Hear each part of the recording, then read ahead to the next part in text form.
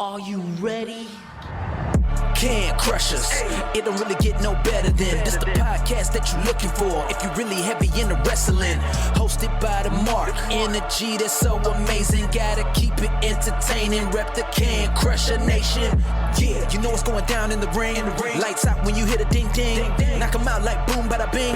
Hold it down, you can crown me the king. Gotta shout out to the Miz and Duke the Dumpster. We choke slamming everybody. Power driving, hit 'em with a face buster. Yeah, this the show you need and it ain't no need for waiting. Mark, hold it down for the Can Crusher Nation. All about wrestling and keep it entertaining. Can Crushers Wrestling Podcast. Time to break 'em, let's go. Yeah, Can Crushers. Yeah, Can Crushers. Let's go. Hey, this is Space Jesus Billy Starks, and you're listening to the Out of the World podcast of Can Crushers. I couldn't get a good. Can Crushers Wrestling Podcast. Welcome everybody. That's Mark the Mark. I'm Sir Michael Jenks. We had some cameo pop up for a brief second to throw me off my game. Right? I don't know why Siri was counting down with us. I have no clue. Now, I've showed you what I'm drinking already, Sir Michael Jenks. I just have not told you how many deep I am in already. That's true. You have not mentioned how many deep you are. So enlighten us, sir. How many deep? 6 already. All right. You're ready to go. I am. 6. Let's do this fucking thing. Get that out of the way, too.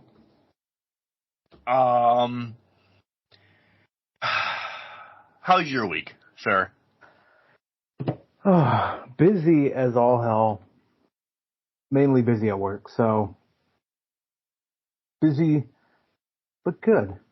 Moving on, moving forward, doing what we need to do. But yeah, I don't have anything to really talk about. There's some major news that's come out before we recorded. We're getting to that. Outside of that, it's a good week here. How was your week? Fine, dandy, and wet. Is that? Well, yeah. I can either go one or two ways on that. You can go one or two ways with that. It's been a week here. Baseball games have been canceled. This has been canceled, and I'm all right with it. I am truly okay with it. Yeah. Which makes me think of other thoughts down the line. Do I need a break because of things? I do, I think. But it was an okay week. It rained. Work as well as work can be, still foreshadowing. Next week I will be miserable. I will let everybody know because there's a few days that I'm going to be wet even if the sun's out. 'Tis the fucking season. It's here. If you know, you know. We'll just let you linger on that. But yeah, I mean, otherwise things are good. Do you want to shout out, because I know, and I don't want to give too much away, but the spotlight guest is a listener. Okay, this person, I'm going to let it slip. This person had an issue this week, and we were going to record, and it was going to essentially go instantly right out, because that's the way we had it set up. This person had a lot going on. Something came up. They reached out and said, hey, this, that, or the other. I'm like, listen, we are probably one of the most flexible ones out there. Yep. We'll reschedule. That's why there was no spotlight. Something personal came up. Has now been since rescheduled. A little bit down the line because of matches and travels and but felt horribly bad. Everything's all right on that end.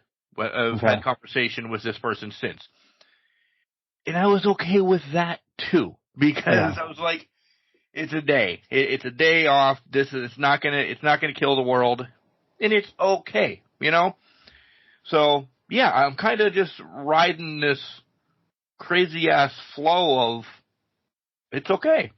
Yeah, that's good. It's right? okay. It is okay. It goes right hand in hand with taking it in stride. It is Mental Health Awareness Month, so it's one of those things where you have to go, it sounds weird, but it says, this too shall pass. One of those things. It's not the end of the world. It's not the end of the world. It's okay. We move forward. We move on. You already have it rescheduled. Things come up. Good. You have an alternative. There's a plan B. There's always a plan B according to Triple H. So, you move forward with it. When I said it's okay that I don't have one this week, there was no stress.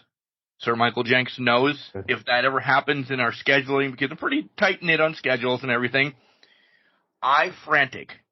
Anxiety, this, that, or the other thing. I need to get content out, this, that, or the other thing. Listen, you can't crush your nations. I was almost going to say something stupid. You can't crush your nations, ride or die with us, and I love that, so thank you. If there's no show, something has come up. Right. Either on our end or whatever, but you come back. It's not like you're like, well, these guys are done, we're never going to listen to them again. Yeah, screw these guys. Yeah. So that's cool. I didn't stress. I said, all right, I'm just going to put this post out due to this. Because normally I go looking for somebody then real quick. Hey, do you want to record right now? Yeah. Throwing them off their game. You have me off my game. I've done no research. They're just like, holy crap, yes, I want to do a podcast, but I got 30 seconds to get ready for it. That's not right. Right. So I just punched the mic. But I said it was all right. And that's kind of how this week has been. It's all right. We did get something cool. Proud dad moment. Mr. Smarty Pants upstairs is on the principal award, so Oh, nice. Next Wednesday we have to go to a whole award show for that. I do not know what to expect, but yeah, Smarty Pants Principal Award next week. Hey, that's awesome. Congrats to him. Something I would never be caught dead getting. No I know clue I where wouldn't. he got that from. Yeah. Either side. But yeah, all is good. All is well. When we get to the wrestling, a pay-per-view that I thoroughly enjoyed, I will just tease that. We got a shit ton, at least on my end, of hot topics. Oh, yeah. All right, what do you got? And Sir Michael Jenks we will get into about the Derby results, by the way, too. Yeah, we have to. We have to start with the most important one on this podcast for a million years now. 100%. 2 seconds prior to recording. Not really, but close. Kinda. NCAA, the leaked picture was out. The multiple leaked pictures, I guess. And it's beautiful. I love the deluxe cover of all of them on it. I need to know what's in the, because now I'm setting back. I'm like, I know what I'm playing this game for. No disrespect. I don't need the legend cards. I don't need this. I don't need that. You know how we both said, well, we're going to spend $1 million to get this? If the deluxes you get, I'm going to say like Tony Dorsett, Barry Sanders, to play whatever that online mode's going to be. Yeah. I don't know. I don't know if I'm going to go deluxe. I do like the deluxe cover though, but I want to make sure that I get the alternates because I know there's going to be alternate jerseys that going to probably turn into DLC. It's this, that, or the other. Right. Or do I just do the deluxe and just screw whatever cards they give me because that's just what happens anyway? I mean, that's the $1 million question. How much do you want to spend, right? Like, if I was getting, so here's, for what you want to get out of the game. Let me finish that thought. Right. I want to be you or I. We could give two shits about Ultimate Team, Fantasy Team, whatever it is. I'll play the modes kind of just like, oh, it's situational, scenario based, whatever. Cool. I'm not playing anybody online. Let's be real. Me and you. Yeah, me and you maybe, but not like anybody, any Joe Schmo across the nation. It's just not happening. So, it's like, those cards are great, but what do they get me in the end? And what is like, whatever, the green dollars or whatever, the Madden coins or whatever the shit is. That doesn't do anything. Exactly. That doesn't do anything for me because I don't go into those modes and actively purchase things for those modes. For us, it's going to be franchise, exhibition, probably Road to Glory at some point, whatever that's going to be called, if it's called Road to Glory. And then we'll see what else they have to offer. To me, I'm on the fence. I would love to pay for it, but at the same time, I can't justify it if I'm not going to play it, and I'm not going to care two shits about it. So, can I say this? If this was a physical copy I was going to buy,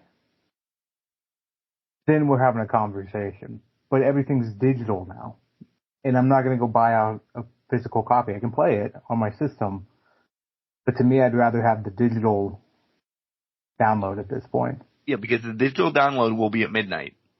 Exactly. Will be played at 12:01. Yep. I'm sure it actually will be in your hopper if you buy it ahead of time, pre-order, Then it'll be ready to go and launch it. You can play at 12 o'clock. I understand that point, but you understand where, at 12:01, the day that this game comes out, I will be playing it. Mm-hmm. Vacation has been set up. Things have been rearranged. It's going to happen. If it's on the day that we're thinking. Yes. Right. If it's going to happen, we're taking time off to play it. Yeah. This will be the first game I play at midnight in forever, but it will be played at midnight. 100%. So, call a spade. But if the only thing you get extra is 1 million of those coins, and then, like I said, Tony Dorsett, Barry Sanders, some big major college players for your cards. If the next step down, Jenks, thank you, Bailey. If the next step down is all the alternate uniforms without the cards, I think I'm going to spend $79 instead of $99. I want that.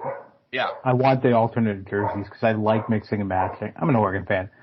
I'm liking that shit. I wonder how many Pitt's going to have. It's a It's joke. instead of three. It's a joke. 3 jerseys to rotate through. But, I mean, if that's going to be the next level, okay. Right. But here's the flip side of it, too, is where does the season pass fall? Because if we're not getting UCF not UCF, dumbass, if we're not getting FCS until a later date and time, and that's part of a season pass release at that time, do I make the purchase then or buy? If it comes with if there's 3 levels to this and it's the second level, okay, cool. Right. That's exactly where I am. Yeah. So, but if there's only 2 levels, then it's like, what's that going to be if I buy it in 3 months versus the right now version? Right.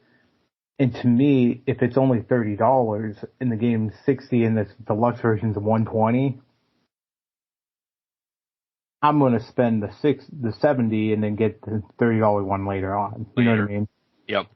Because you're essentially paying $20 for those cards. Yeah, exactly. The other tidbit that came out, 2 more tidbits came out. They were worried about 10,000 kids. This is a wrestling podcast, by the way, folks. They were worried about getting 10,000 kids signed up for this. It's close to 13 that opted in. 1,000. I got their concern about it, but every kid in college is A, right, broke, B, I'm in a fucking video game. Sign me up. $500 and a copy of the game? $500 and a copy of the game? Hell fucking yeah. I'll sign up for that. Nobody's going to sit there and say no. I know. No, they're stupid. And the third bit was we get a shit ton more information to talk about on Thursday. Because if you go to the EA site, it says 5 days. As you guys are listening, it'll be down to 4 days, 18 hours, and 27 seconds or whatever. If anybody hits that exact time, by the way, I gotta know. If it's that when you went to EA and you're like, holy shit, Mark just called that. But yeah, that's so EA is essentially confirmed on the 16th. Be prepared. We're gonna get a trailer. We're going to probably get a little bit of gameplay. We're going to have reactions on Can Crushers Wrestling Podcast next week. That'll be on the 18th. Maybe segment 2 will be that. We'll see. But that's our breaking news. I'm excited, and it's really cool. It really is. It's very cool. It's something to get us excited. We like things outside of wrestling, guys. So, wrestling and video games, we're fucking 47 and 30. If you've listened to this podcast at all, you know that. My favorite meme or tweet about this so far, or X, whatever the hell it's called anymore, is some guy posted, would pay $500 for a copy of NCAA football right now. Any man aged 25 to 40, and it's Daniel Bryan turning on Bray Wyatt in the cage. So it's just the whole yes movement going for it. I laughed hysterically when I saw that. I agree. It's literally that. Trickling down some news. I know we haven't spoken a lot this season about Dark Side of the Ring. Yeah. They did have their final episode of Dark Side, but they also released, hey, in a couple of weeks, they're going to have the fall of WCW in a 4-episode series. That's going to be interesting. I think a lot of truth's going to come out in that, so I'm excited about that. Well, yeah, it's not going to probably be the watered-down version you saw from WWE, where it was very one-sided, very much like, oh, WCW did X, Y, and Z. We're going to get a little more unfiltered version of that, and that's kind of interesting to see in its own right. I watched all the Dark Sides. Black Saturday was everything that, I don't want to say I remember or knew, but it's what I recognized, I guess. It kind of threw back into my head. Some of it was a little more dirtier than I thought. I have to give Sherry Martell's, though, the best one of the year. I didn't know Sherry had a kid. I really didn't. She's a past. I didn't know she had a kid. Yeah. Him to come on and talk and say, hey, my mom loved the business so much. She was more about her job than she was family, and I'm paraphrasing, of course. But that one hit, and I'm like, holy moly. But it shows you that it's not just the men that really dedicate themselves to the business. The women themselves do so much and give so much as well as the men.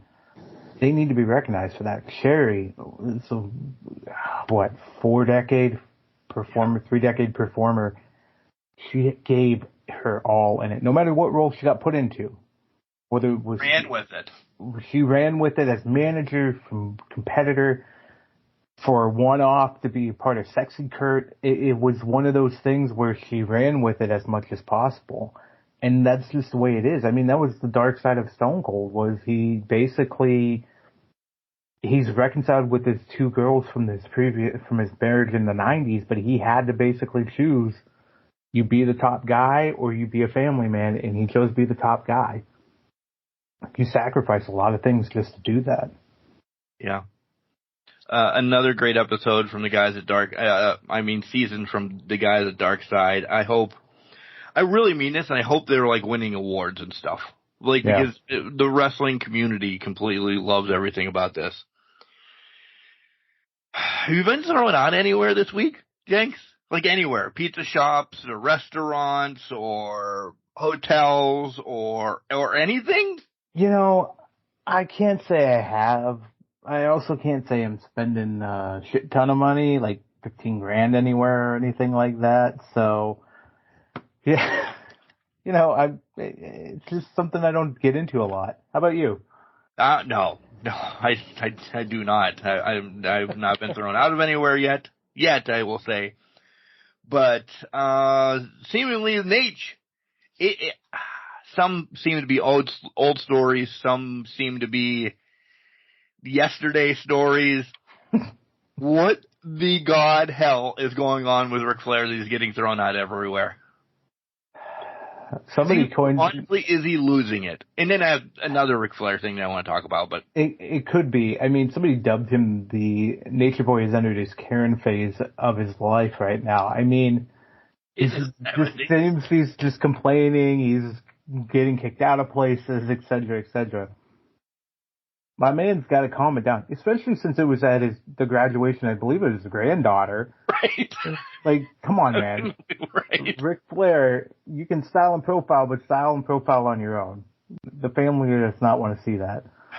It's not the 80s. You are not, Space Mountain anymore. I mean, I get it. It's one of those things that's hard to let go of, and when you got the ego that needs stroked, you can't let it go. Yeah. I firmly believe he wasn't getting that in AEW. That's why we haven't seen him in a while. You can claim it's because of Sting not being there, but he wasn't getting it. And you could tell by the last couple things he did with them that he was just not into it because he wasn't getting the ego stroke that he thought he was going to get. Yeah, Woo Nation's getting more than him. Woo Nation's like, okay, bud, just ride off into the sunset and be quiet. I think that's where it's going. Yeah. It came out that he had a heart attack during his match? I mean, let's be fair. Not surprised. Were we surprised? It was in the corner when he was... This is a bad word to use. But it's stuck in my head, and you guys know.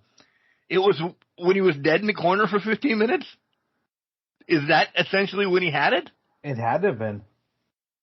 And then he came... What did he say? Passed out? I apologize. Go ahead. Wait, he said he passed out, what, 3 times? 2 times in that match? Yeah. And the last time, I think, was with the figure 4 on or whatever it was, or however the match ended, because we both were like, what the fuck just happened? Why are we watching this? Yeah. I think you would know. This is me seeing things in my life, hearing about things. You would know you're having one, right? You would think. You would think. But then I'm coming more and more and hearing more and more that maybe you don't know you have one. Maybe you write it off as a... Bailey understands. Dr. Bailey. Muscle. Yeah, this is Dr. Bailey over here. She gets one Lyme disease shot, and she's all about it now. Now, PhD. And PhD over here gets her vaccines, and she's good. You would, unless you're like writing it off as, it's just a pulled muscle, is what it is. Shit happens, whatever. To me, I'm sitting here like, I feel like I'd be playing this up at least like, fuck, I'm dying. Peter Griffin, whatever it is. This isn't indigestion. Some shit is happening right now. But. So I followed that story up with, I think I have a broken right big toe. And if Ric Flair can have a heart attack in a match and not know about it, the other night, me and the boys... I can't wait for this. I can't wait for this. Me and the boys were playing tag, ball, sleeve, where Max bites my sleeve and we wrestle, and we were really going at it. I had a lot of dummy. We were really going at it. So, idiot decides to run, and I pointed at myself, decides to run around the house. Okay? The refrigerator that we have has been where a refrigerator has been for, I'm 47 and they've lived here probably 3 years before I was born, for 50 fucking years. My big toe did not know to move. It had went through, now not really through, but it felt like it went through the door, kicked the apples, and then came back out.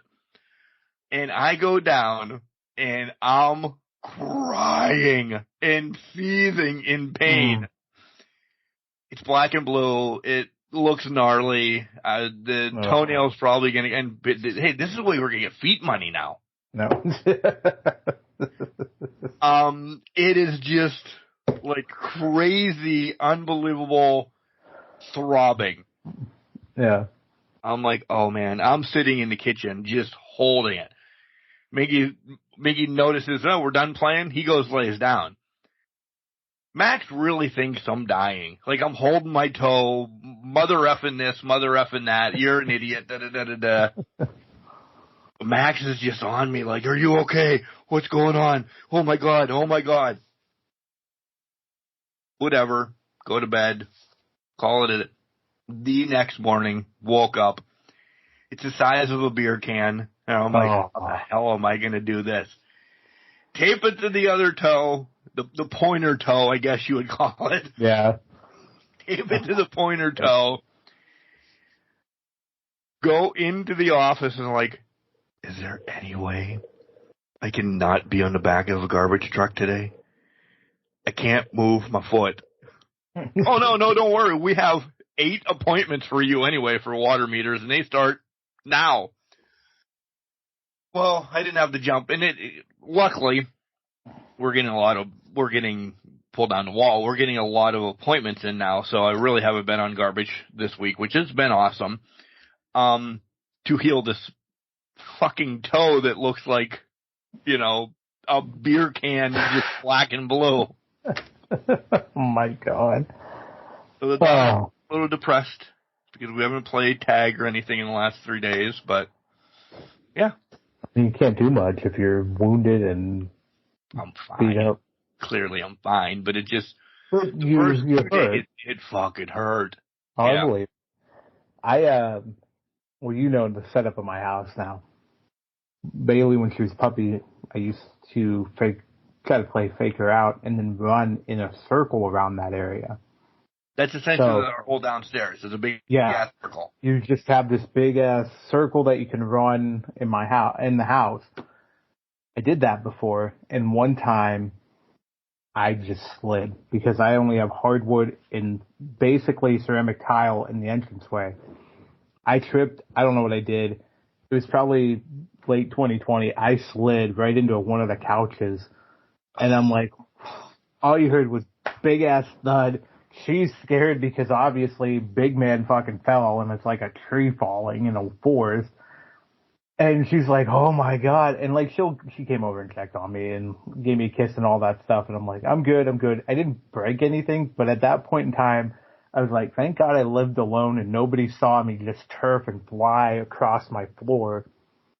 Because you broke your pride. It broke my pride, but nobody saw it. So you just take a shot of whiskey and you move on with your life because nobody saw it. I couldn't imagine a black and blue toe. Oh, I was ready to do a line off of the kitchen floor how much it was in pain. God. Oh, God. And Mickey just to walk away. Well, I guess we're done playing. See you later. Yeah, well, this was fun while it lasted. Dad ruined this again. I got 2 more things. One is just an update. Congratulations to Mystic Dan. Neither one of us had Mystic Dan winning. No, it happens. I knew it. There was something special about that name. Mystic. It was magic in the air. Jenks finished at 18th with a Grand Mo. Okay. Just a touch. I don't know if he's still running or not. He kind of got boggled up coming out of the fences, the gates or whatever. Because everybody, like you were Grand Mo, and I don't know this exactly, but was like 10 horse lengths behind. Mm-hmm. Just a touch when I saw how many he was behind was 54.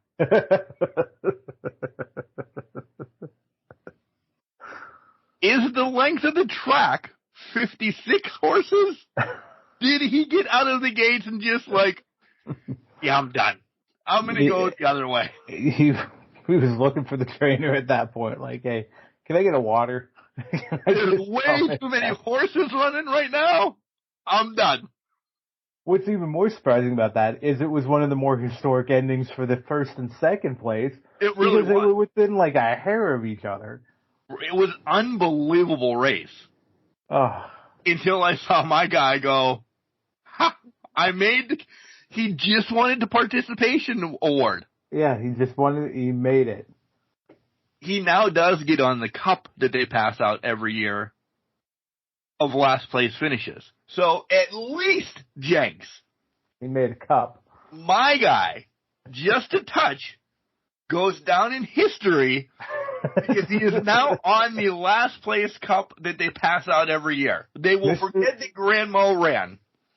They will. Mr. Irrelevant strikes again. He is Mr. Irrelevant. Come on, smell like roses again. Maybe his name just a touch meant I'm just going to run a touch of the race. Like, what? 54 fucking horse lengths behind. I don't even know how that fell off the recliner, by the way, right behind me. Well, at least he's having fun. He's like, 54, I can get within 45. But he just wanted to be there. He just wanted to show up and say, hey. Did not show out. Hey, Ma, I'm here. Yeah. I made it. High hopes. High hopes I made it. Exactly. Do you have anything lighthearted before I go down my next path? It's kind of lighthearted. Did you see Gabe Kidd going on to LA News this morning? Did. And talking about and just cutting classic wrestling promos. My favorite line from it is, if you like theater, go watch WWE. If you're fat, nerd, and can't talk to girls, watch AEW. And if you want to watch the real stuff, go to New Japan. That's where it's at. Man is a menace to society, and he's just doing the best he can to promote New Japan and going out, being in LA, and I love every minute of it. It was fantastic. It is the most seen thing that I saw today. Yeah. Prior to the NCAA stuff coming out. Right. But yeah, so that was my big thing, was like, all right, Gabe Kidd's on it. Gabe Kidd is on it. He's losing his mind. I was going to bring up the Ric Flair thing, but man, I'm glad I have Gabe Kidd to kind of put a button on the week for that. Classic wrestling stuff. What do you got? Another fucking dirtbag wrestling fan. Yeah. Let's talk about this motherfucker. What a douchebag. Because, listen, if you don't know, we're talking about the Sky Blue incident. Aubrey kind of interjected. It was during an ROH taping to get the fucker thrown out. Yeah, and he started chirping during Dynamite. Saraya put him in his place in Dynamite, and then he continued on here. When your mouth makes a female competitor feel so embarrassed and so unwelcome that she has to leave the ring immediately after she's done performing, you're a piece of shit. Oh, yeah. But that's being nice. You're a piece of shit. No one should be treated that way. Like, I don't understand in 2024, and it feels like we have this conversation every 6 months. Yep. I don't understand in 2024 why these guys feel so confident and comfortable being douchebags in the front row. Being absolutely disgusting human beings. These people are just out there making a living. Yeah. Women and men are the same. They're providing you entertainment week to week, month to month. Quit being a disgusting human being and just let them perform. Yeah. Wrestlers have now a boatload. That's not even enough to say, but a boatload have come out in support for Sky. I most recently saw Kylie Ray, who has kind of been on the same path that Sky Blue was on. Did I put both of them together and say Sky Ray? You said Kylie Ray. You said Kylie Ray, so you were good. You were good. Okay. But hers came out, hey, just because we're showing, again paraphrasing, just because we're showing a little bit of skin doesn't mean you can act like a fuckhead. I mean, come on. And this goes not just for the major promotions, but, I've heard stories, friends. Yeah. Shelby Waters has dealt with this. Ray Lynn has dealt with this. Like, there's just fucking pieces of shit. I really wish there was a huge database out there that we know this dickbag's name now, and we're not saying it, but we know this dickbag's name. Put him on this list. put him on this list that now he is not allowed going to another, from backyard wrestling to independent wrestling to New Japan, WWE. He just can't fucking go anymore. Because why did Sky have to go through that? Well, why? Yeah, exactly. There's no point to it. I completely agree with you. There should be a registry for these wrestling fans and saying this motherfucker can't be here, here, here, or here. You're banned from life. And every promotion should be on it. Like, yeah. I don't think they should be allowed within the ring space. You can argue with us all you want about it, but at the end of the day, if you're not going to be at least respectful, you can heckle people all you want, but if you're not going to be respectful about their character or about what they're doing in the ring, but if you can't be respectful about the way they look or how, anything about them personally, get the fuck out of here. Yeah. You should not be involved at all because you're the negative side of the fan base. And if you're a guy that can't keep it in your pants and you're just this hornball that feels that talking down to women is your best option, just go in a hole and leave. No, there's a reason why nobody associates with you, I'm assuming. I'm assuming you're alone. Yeah. I'm sorry. And as you should be. Yeah, because if you're treating women or even anybody that you would find a partner, whether it's man, woman, whatever it is, if you're treating them that way, then you should be. Stop it. What rolls into, and we've brought it up already, May is Mental Health Awareness Month. We we dropped the ball last week, and you know how much we are very huge advocates of this. Last week was last week, but back on task, guys. 4 fuckheads like this, and that's the last time I mention it. Sky could be struggling now, this, that, or the other. Realize you're not alone. Yes. There's so many organizations out there. Just because Jenks says this best, so I'm going to try to steal some of it a little bit. Family doesn't have to mean just because it's blood or any family. My family extends. Jenks, my family. So many of my friends are my family. People I work with are my family. And all of that. So just stop. Mental Health Awareness Month is where it goes. Yeah, it's one of those things where your family is who you love the most and who is there for you the most. It doesn't matter if it's blood or if it's just your best friend that you've known for a very long time. Your family is your family, and they're always there to support you, guide you, be with you, and take you down the best path possible. Help you when you need it, pick you up, and build you up when needed. That's the best way to put it is, if you're truly family, you're truly there for each other. And sometimes that's having a hard conversation once in a while. And it's fine. Once you have that hard conversation, you move past it because you can continue to grow. And you can continue to focus on what you needed to focus on. And if you don't feel like you have that in the group you're around you, reach out. There's hotlines available. There's NAMI for support. There's a lot of things out there. There's a lot of resources out there to help guide you where you need to go and to provide you with somebody to talk to and some shoulder to cry on if you need that as well. And at the end of the day, get a pet companion too. They'll listen to you. They may not respond and they may look at you weird, but they're going to love you conditionally. They will hug you. You'll see it in their eyes. The amount of conversations I've had with Bailey and the love she looks at me with, undeniable. Mark, it's the same way with Max and Mickey, I'm assuming. You know what I mean? And it's like they're there for you to support you and guide you. And for Kimberly, it's Charlie. Charlie was there for her in the darkest times, and he's done the best for her. Just find that one thing that can get you through to the next day, and I promise you it'll be worth it. And it's always worth taking into account as you move forward.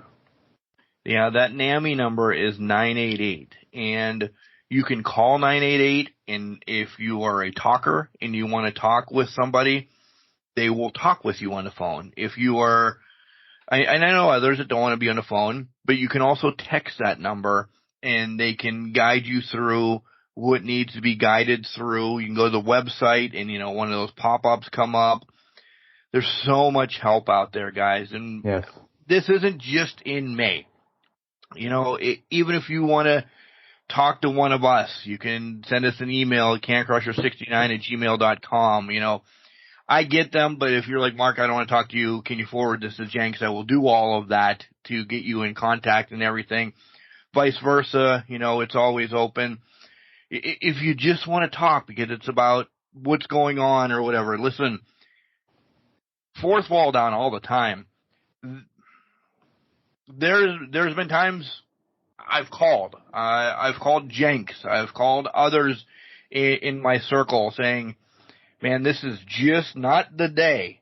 Let's talk about how dusty my computer is or something, just to, I like it light. And they'll know what's going on, or, we kind of weave our way through this wicker fence, I guess, that we have to deal with sometimes.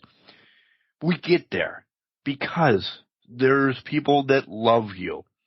Mm-hmm. There is somebody that will always reach out and have that hand for you.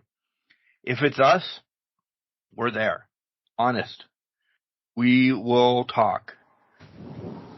Because as Can Crusher Nation, as fans of us, as fans of pro wrestling, as human beings, I'd rather sit up and talk with you than listen to your obituary.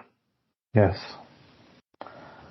As much as, even if you think that's crass, that's an accurate statement.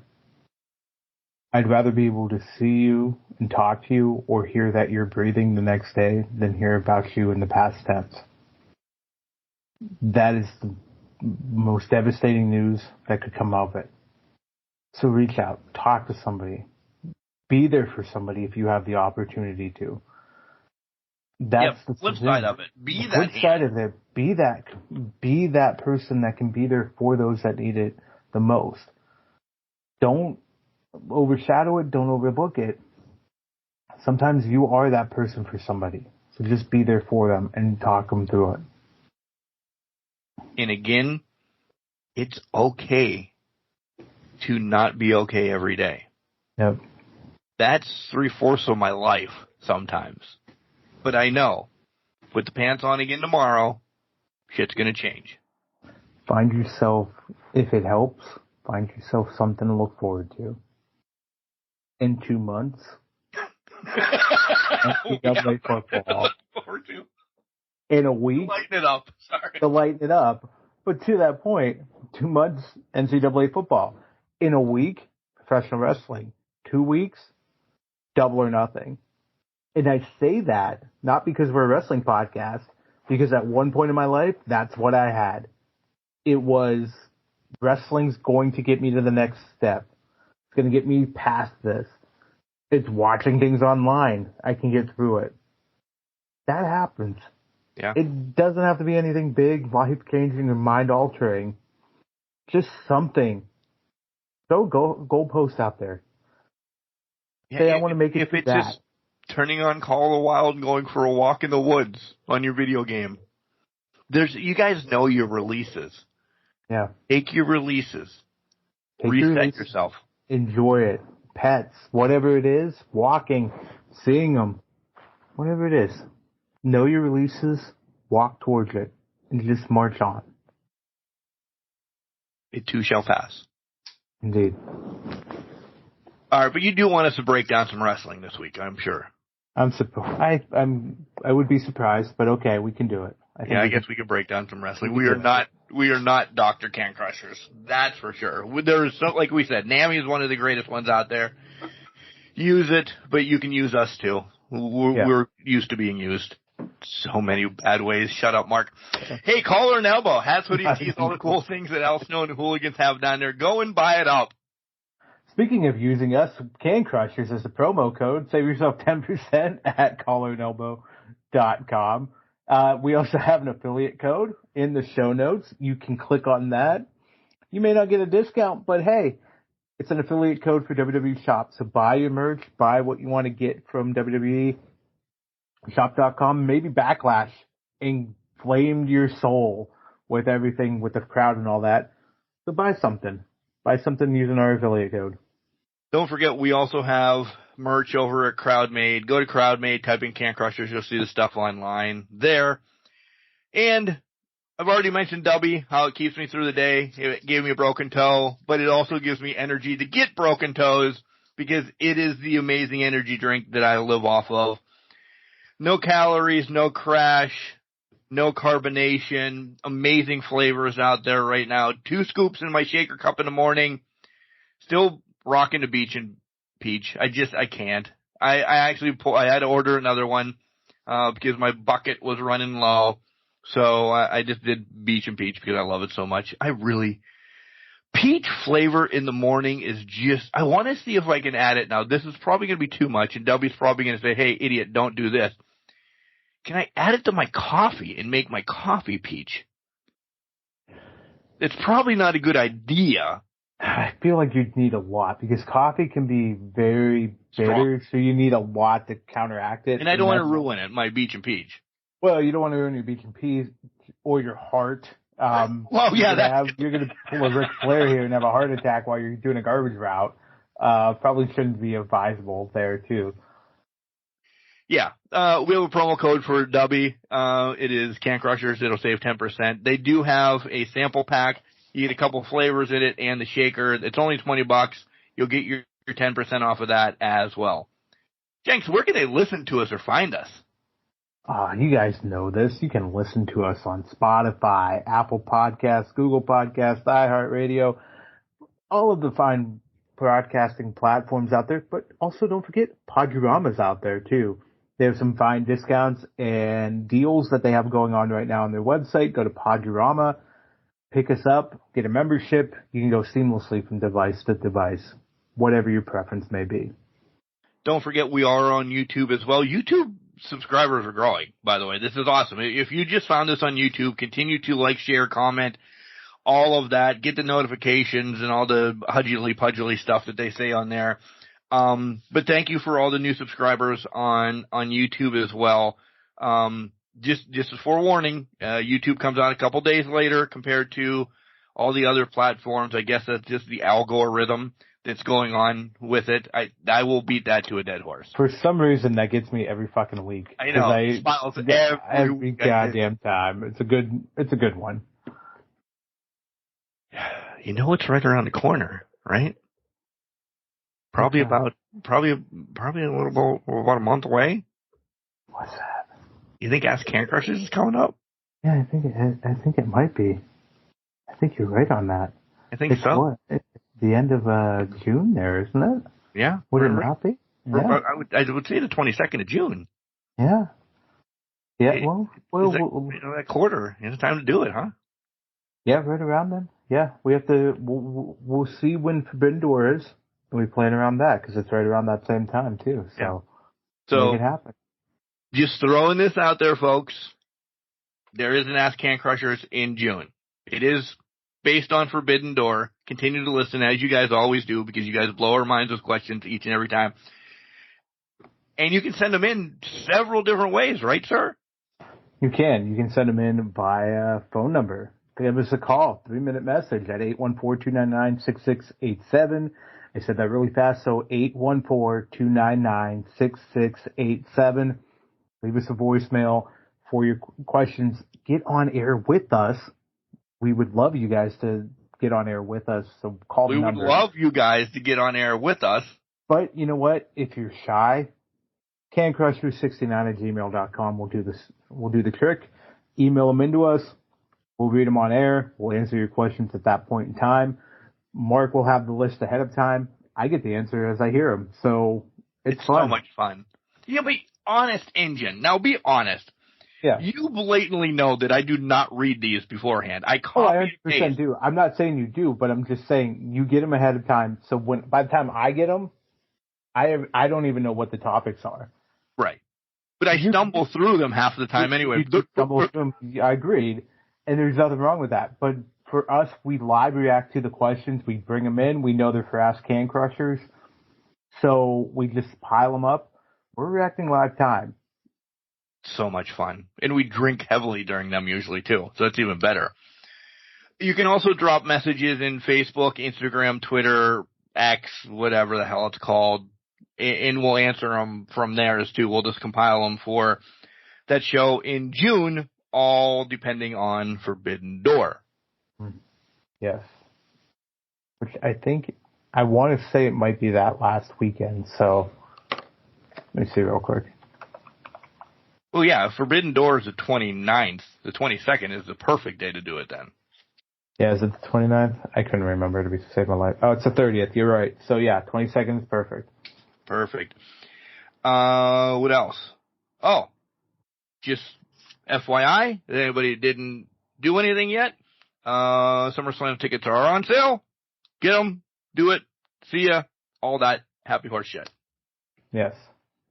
All right, you ready to break down? Oh, go ahead. What? I just said buy them up. Buy them up. All right, when we come back, we have WWE breakdown, AEW breakdown, and a pay-per-view that the number one fucking contender is back. You got lucky. This is Impact referee and senior official of OVW, Daniel Spencer, also host of the Ringside Podcast, giving you a message that you should absolutely, without a shadow of a doubt, never ever listen to Can Crushers Podcast because it's trash. Plain and simple. It's trash.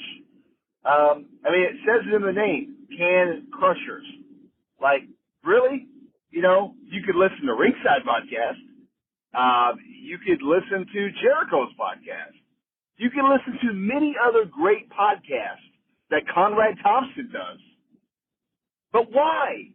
Why do you listen to Can Crushers? Why? I don't get it. I don't get it. And for the last time, Mark, will you quit calling me, asking me about my extended warranty? I know it's you.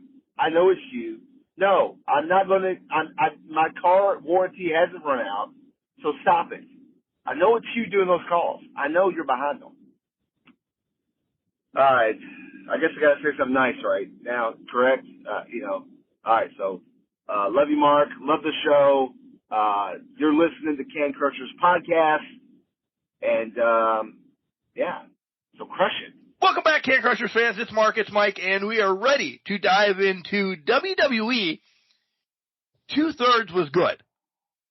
We'll get to the 2/3 what we mean when we get there, because really heavy on something else. So let's start with SmackDown. Listen, man, listen to me. I'm like from some man. Yeah. Listen, man. Yeah. SmackDown was a 2-hour pre-show for Backlash, essentially, in my eyes. Yeah. We got a couple matches that we got to see New Catch against AOP. LA Knight essentially was on the show. A-Town Down and the Street Profits. That was their title defense over the week. Right. The face-to-face with Cody and AJ was I don't even think it was great. But the fucking fans are amazing in France. This is what happens when you don't get live wrestling shows that often. It's just bottled up and it spills out. This happened last year with Puerto Rico. It literally has. France 2 opportunities, though. Yeah, they did give France 2 opportunities. And they hit it I would say they hit it night 1, but then night 2, they exploded big time.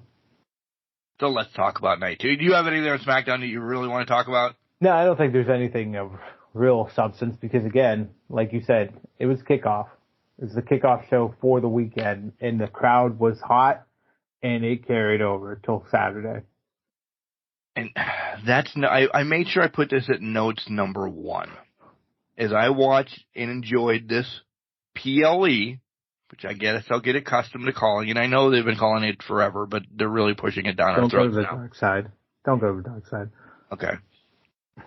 The fans The fans were just unbelievable. We'll talk more about them as we go. But you know what was 1A for me?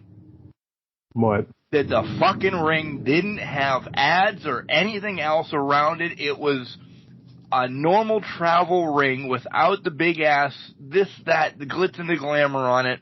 I like it so much better. Yeah. It was a normal barrier. There wasn't LEDs or whatever. I was going to say LSD. There definitely I don't know if there was any of that. But it just, the ring was a normal fucking wrestling ring. Yeah. It just felt like it was center stage. It wasn't a distraction going on.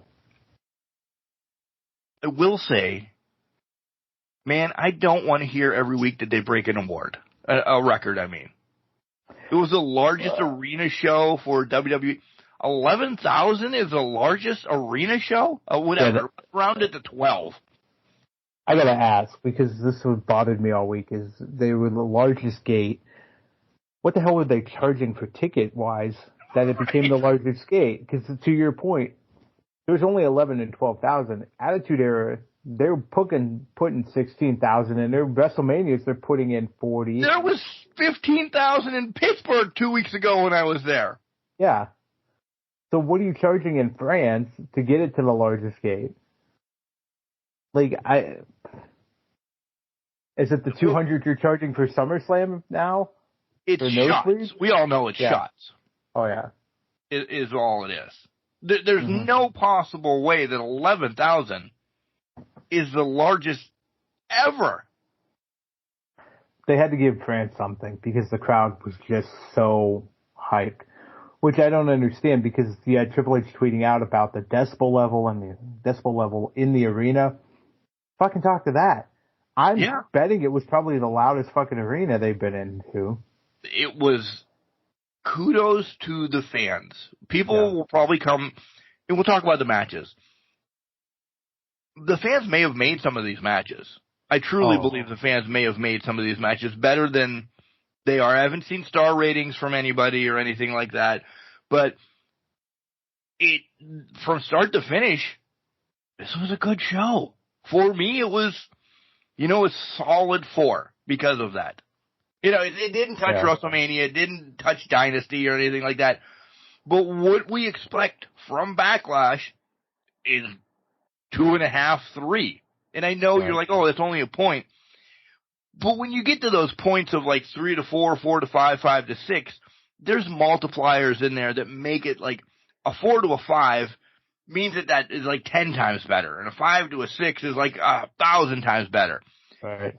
So that 4 for Backlash in predictable matches, I was still entertained by. I still sat back.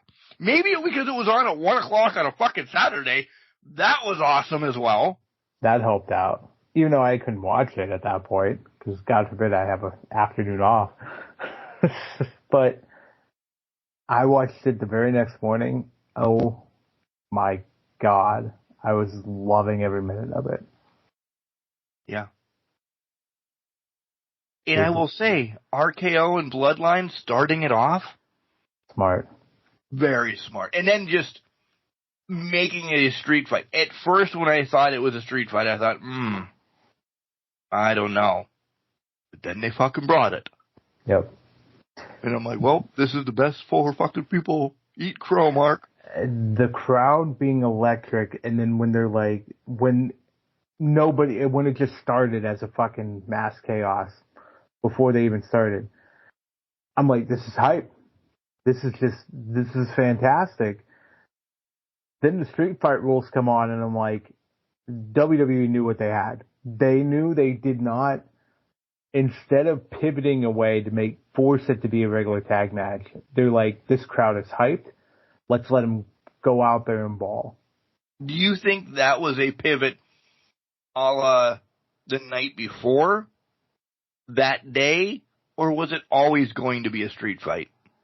I think it was the night before, because I think they were sitting there like, holy shit, this crowd is bringing it. And we really don't have anything to really include the fans into the matches. There were no specialty matches. There's no specialty matches. You can hear them. So they were sitting there like, okay, what can we make that could be a street fight? And I think when you talk, I would love to believe it was that point in time. They're walking out to the ring. They're booing Solo and Tama, cheering for Kevin Owens, singing Randy Orton's theme song, which never fucking happens. Right. So, to me, I think they made the decision, like, fucking go out there, just start beating the shit out of each other. We'll figure it out. We'll figure out a way to turn this into something else. And that's what they did. I think they made that call as soon as they got to France and during SmackDown. Yeah, I do too. I really do. Because, listen, if you don't know, and we're going to spoil it for you, Tongalo shows up at the end of the match. Yeah. That spot still could have happened. Regular match, any match. So that spot, by the way, way to keep that under covers. Like, I don't think anybody. No one had a clue. It was the same thing with Tama Tonga. Kept it very quiet. I mean, a lot of people knew Tama was coming to WWE, but I think a lot of people thought, they're not going to push him to Bloodline. They'll put him in NXT before they bring him up. It was well done and well thought out for that. So, we both had Bloodline winning, so we both get that one right. Yep. And I think it's the right thing to do, especially with the introduction of Tonga now. And I believe there's now writings on the wall. There's one more coming. There has to be. I would think. Yeah. I think Jacob Fatu has got to be. He's going to be the killer. So. And to that point, this week we heard the rumors of they haven't brought him in yet because they think he's going to overshadow Solo. Which, touche, he probably would in a vicious thing, but I think he also benefits Solo if you're trying to pull the wool over people's eyes that he's the tribal chief, then you need him to have a killer of his own. And you take it one step forward with Jacob Fatu. It makes total sense. Can I say I can't wait for the return of actually our tribal chief now? Our tribal chief is going to get the biggest face return in the history. I've already forgot his and Cody's match story. I have too. Because I'm ready for this. They finished the story for that. Now we're in the Bloodline. By the way, it's on. It's on. Yeah. It's on. We the ones. We the ones. There's no reason to revisit. They found we said this year after year now. There's more to this Bloodline story. This year, everything has fallen into place. So Cody could finish his story. Get him the fuck out of the way. Get him the fuck out of the way. Now we go back to the Bloodline feuding with itself in recruiting a lot of other top talent from other areas. I'm so ready for this. When do we get Roman? I don't think we... Tell me it's SummerSlam. I think it's got to be SummerSlam at this point. Like, it doesn't... Do I wear this hoodie in Cleveland in August in roast? You gotta buy a have the hoodie on. You gotta buy a t-shirt. I have my Funko one. Listen, I have my Funko one where he's doing Superman punch. Listen, if we have to carry you out at the end of the day because of heat exhaustion, I'd rather it be because you got drunk instead of the heat exhaustion. Okay, let's celebrate this. Okay. But I have to ask this question, not Bloodline related or anything. What do you think about the Bring Back Heel Doink sign that just showed up randomly in France? Is that guy is he Dan Mucci of France? He really is. Let's be honest here. Did you see the young whippersnapper that wants to be the green shirt guy? Yes, I did see that. Green shirt guy in training. Appreciate it. He should have got the front row ticket. And I know. He didn't have the front row ticket, though. He didn't have the front row. You were not green shirt guy in training then. I get it. You're on apprentice salary, so it's not that much. You can't get there, but can't be green shirt guy's replacement if you're not going to get up there. So, and I love Yeah, I love the fact you could not hear the announcers during this match, or at all during the pay-per-view, because it was just so deafening in that arena. They could have turned up the announcer volume to 1,000, and you still would not have heard them. It just proves, and I know France hasn't gotten wrestling in forever.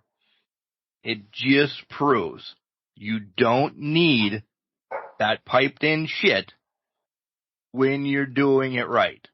And I know people, but France didn't get it in 15 years. I get it. They were just on their,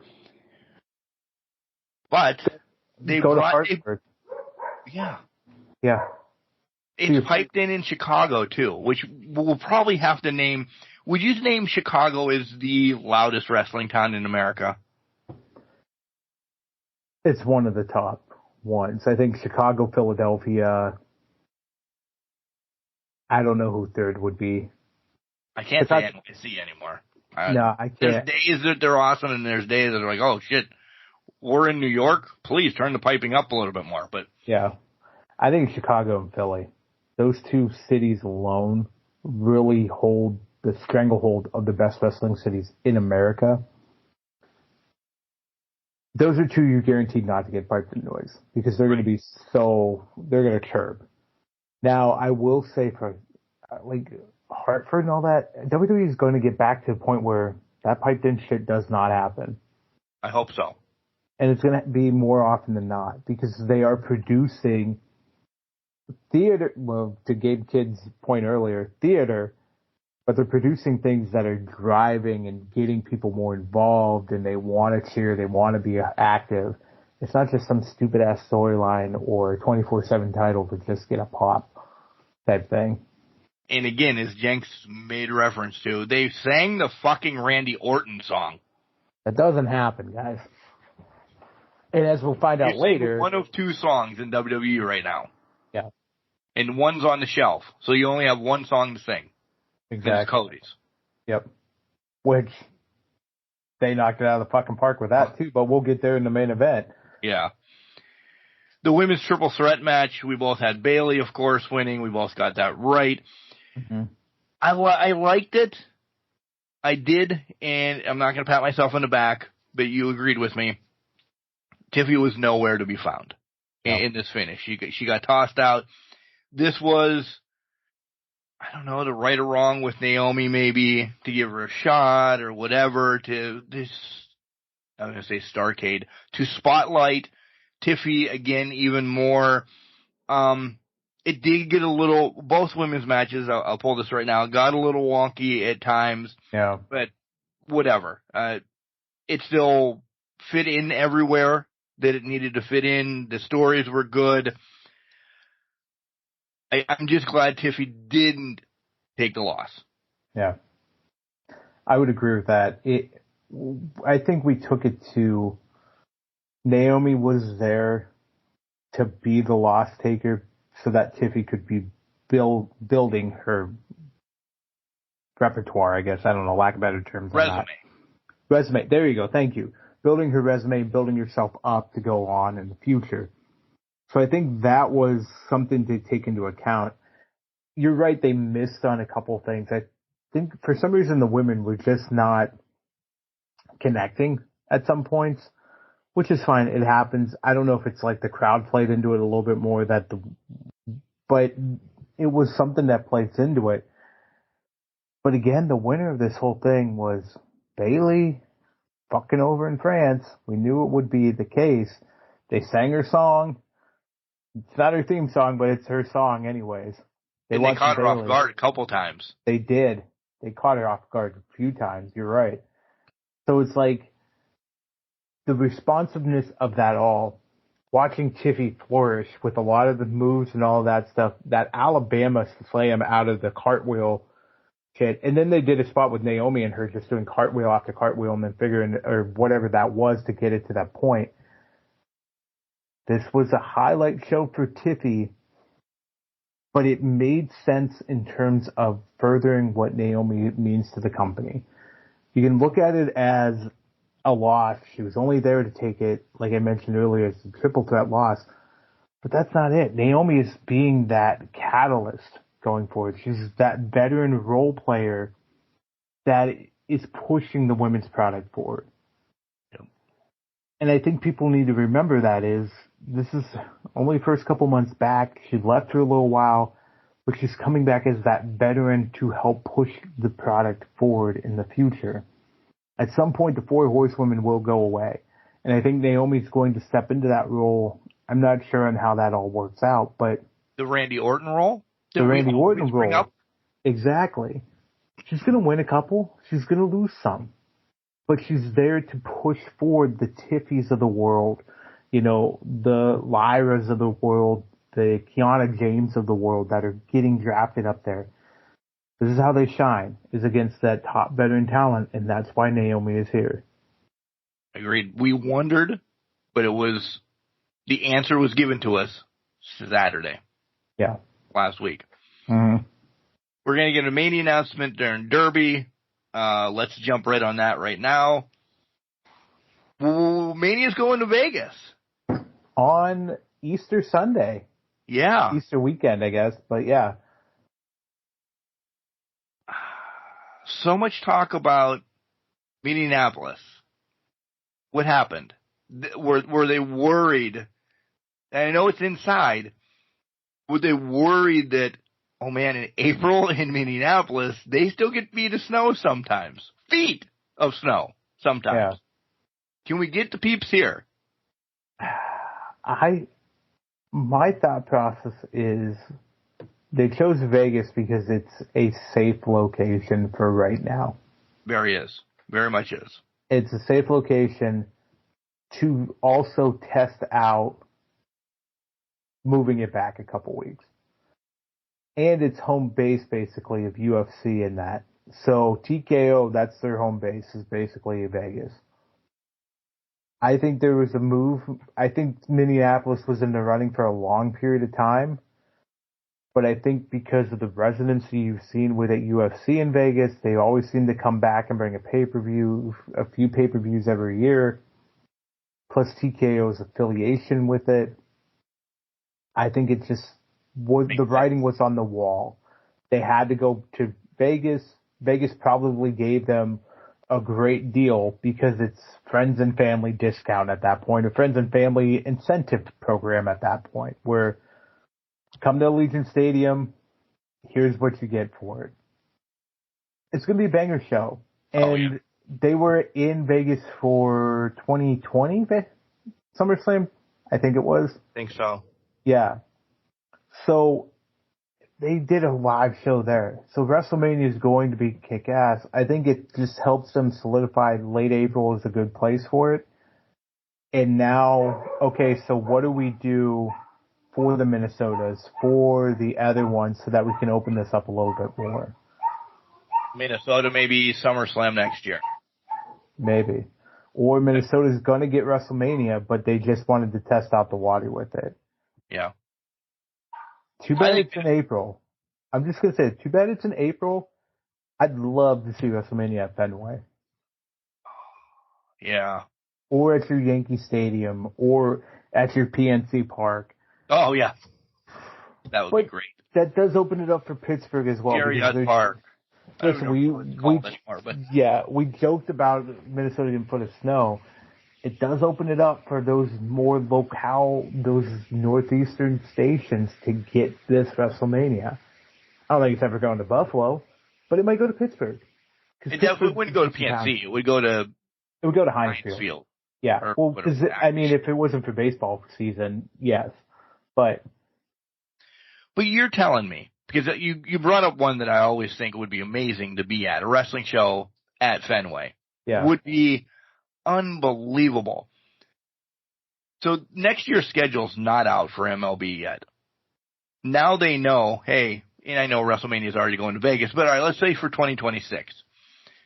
Hey, WWE is looking at Boston for 2026, okay? Patriot Day, whatever, they always run, and I'm not even figuring days out, but hey, here's the days, the weekends in April. Can you make Boston not home? Can you make the Red Sox not home that weekend and send them to Tampa, sorry. Yeah. No, but that's, yeah. Send them somewhere. Because even though the Red Sox aren't home, we can bring you a bajillion dollars by letting us have this field. Get Jeff Four and Brandon Schatz up there to work on the field. They're Seawolves ground crew, by the way. Get them to work on the field to make sure it's okay after WrestleMania. Boom. Good to go. Yeah. 100%. PNC is never coming to PNC. Hines, maybe. Let's see, I'd rather have a PNC. You get that nice riverfront. The backdrop. Oh, my There's God. not even a backdrop at Acrisure Stadium anymore. No, there's not even ketchup bottles at Acrisure. Unless they brought those back, I didn't know about, but... No, let's not talk about that. Now you're going to piss me off. That was funny. Moving along, WWE title match, Priest against Uso, and this is essentially the only one that we should have bet on, and we did.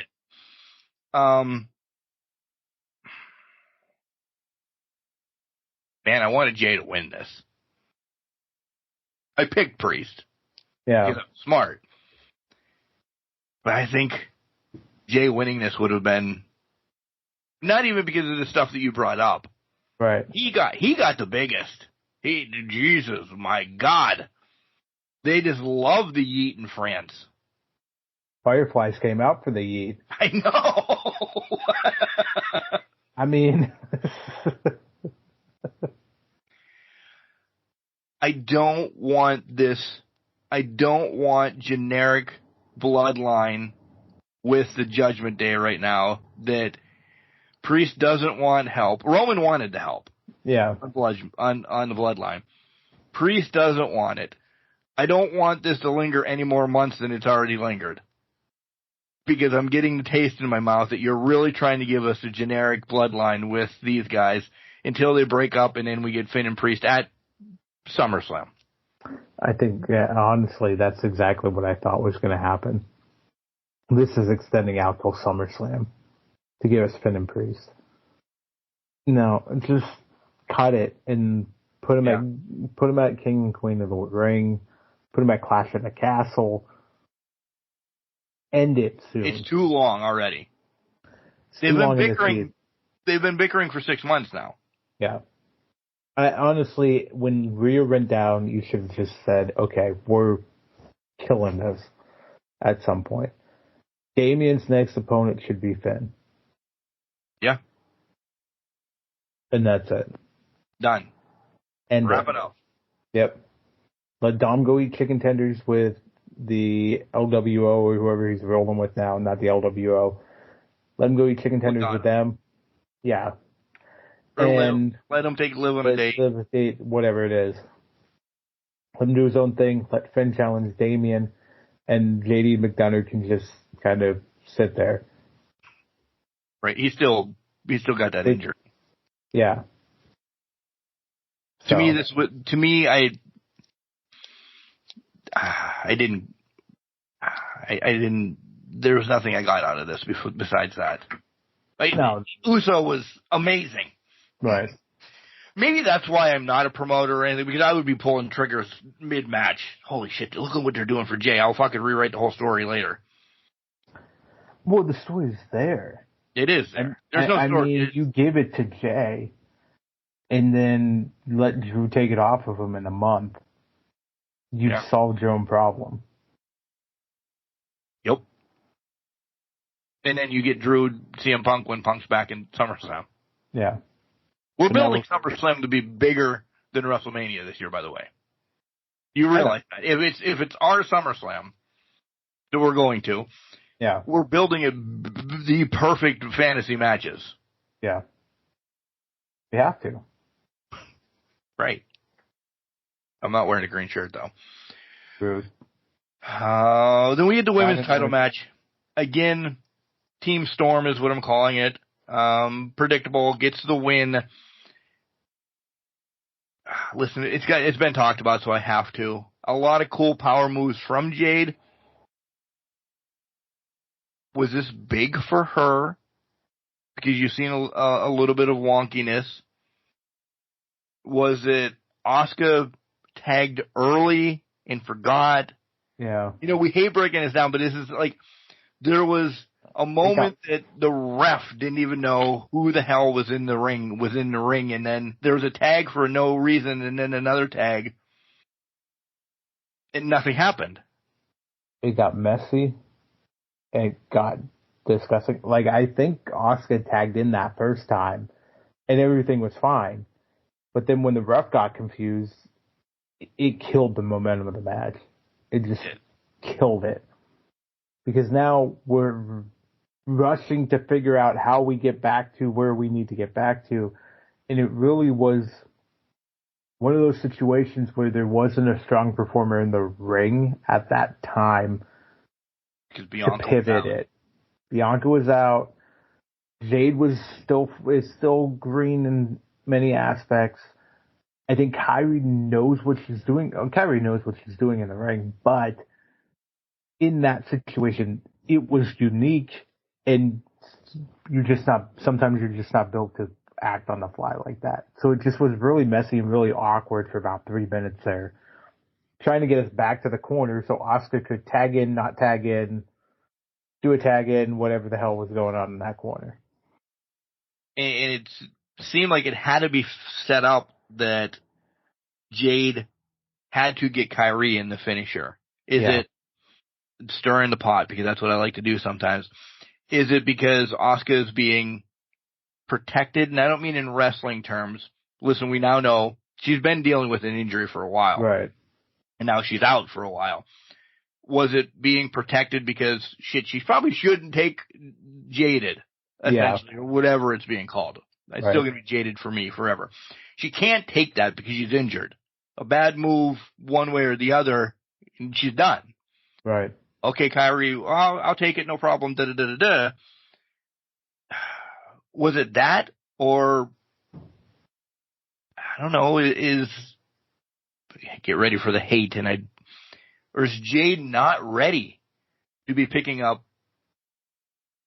Asuka, who's a little bit bigger than Kairi, or, she's done Jaded only to smaller women so far. I'll disagree with that because I feel like, and I'm not saying this in a bad way, I feel like Sky Blue, who she did the sequence with ended the match, it was the same exact sequence she ended the match with Sky Blue that she did with Kairi.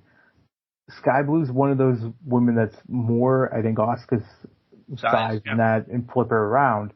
So I think it's just more about comfortability and understanding who can work in the match at that point in time. And I think Kairi was the perfect example because I think blatantly Kairi wasn't injured. Right. Kairi is more of an aerial artist, an aerial assassin artist, if you will. So I think that was the perfect candidate for it because she can make the move. She can get into the move more believably than like an Asuka could if Asuka was cleared to compete in that manner.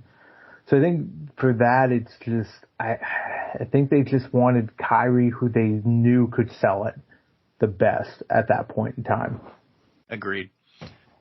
And I'm happy that they did get the tag titles. Like I said, I think this is going to be a healthy run, and I think we're going to see some notoriety.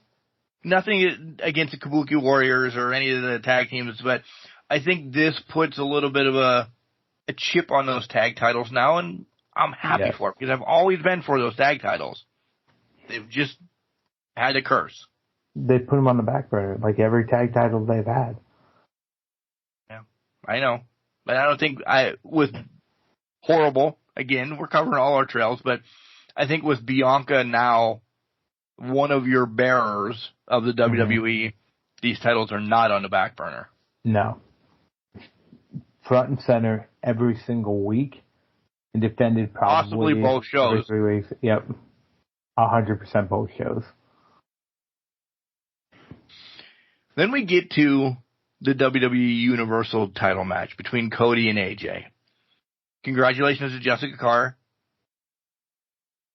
One, notably, she deserves it. Yeah. Why wasn't this fucking done before? Why Why are we in 2020? Listen, we've talked about mental health and, Sky Blue earlier. I thought this has been done before, and maybe it's a whole Mandela effect or whatever, but this is the first time a woman referee reffed the main event for a title. Holy fuck. We've had women referees for a long time.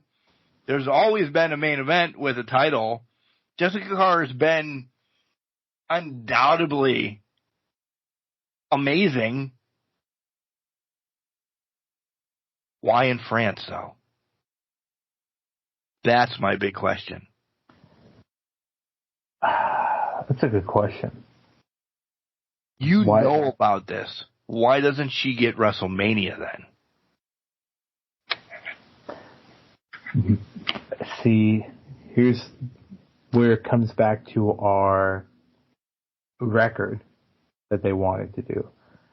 I don't think she was main eventing. I don't think she was reffing the main event until this weekend. And they were sitting there like, we need to give this a lot of firsts to make it stand out even more. And call it overkill, call it what you will. Jessica Carr deserved this spot years ago as a ref to do the main events before the title. I think they were just layering on accomplishment after accomplishment after accomplishment. And this was one that I don't know they recognized right away. And then they were like, oh, this could happen. She was named the person, and somebody was like, has a woman reffed a main event match with the title before?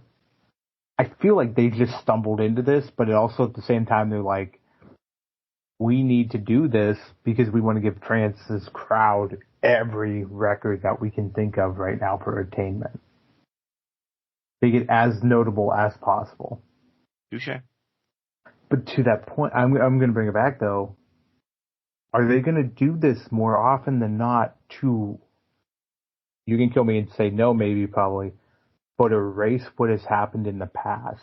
Oh, without a doubt. There's no maybe possibly. That's without a doubt. Yeah.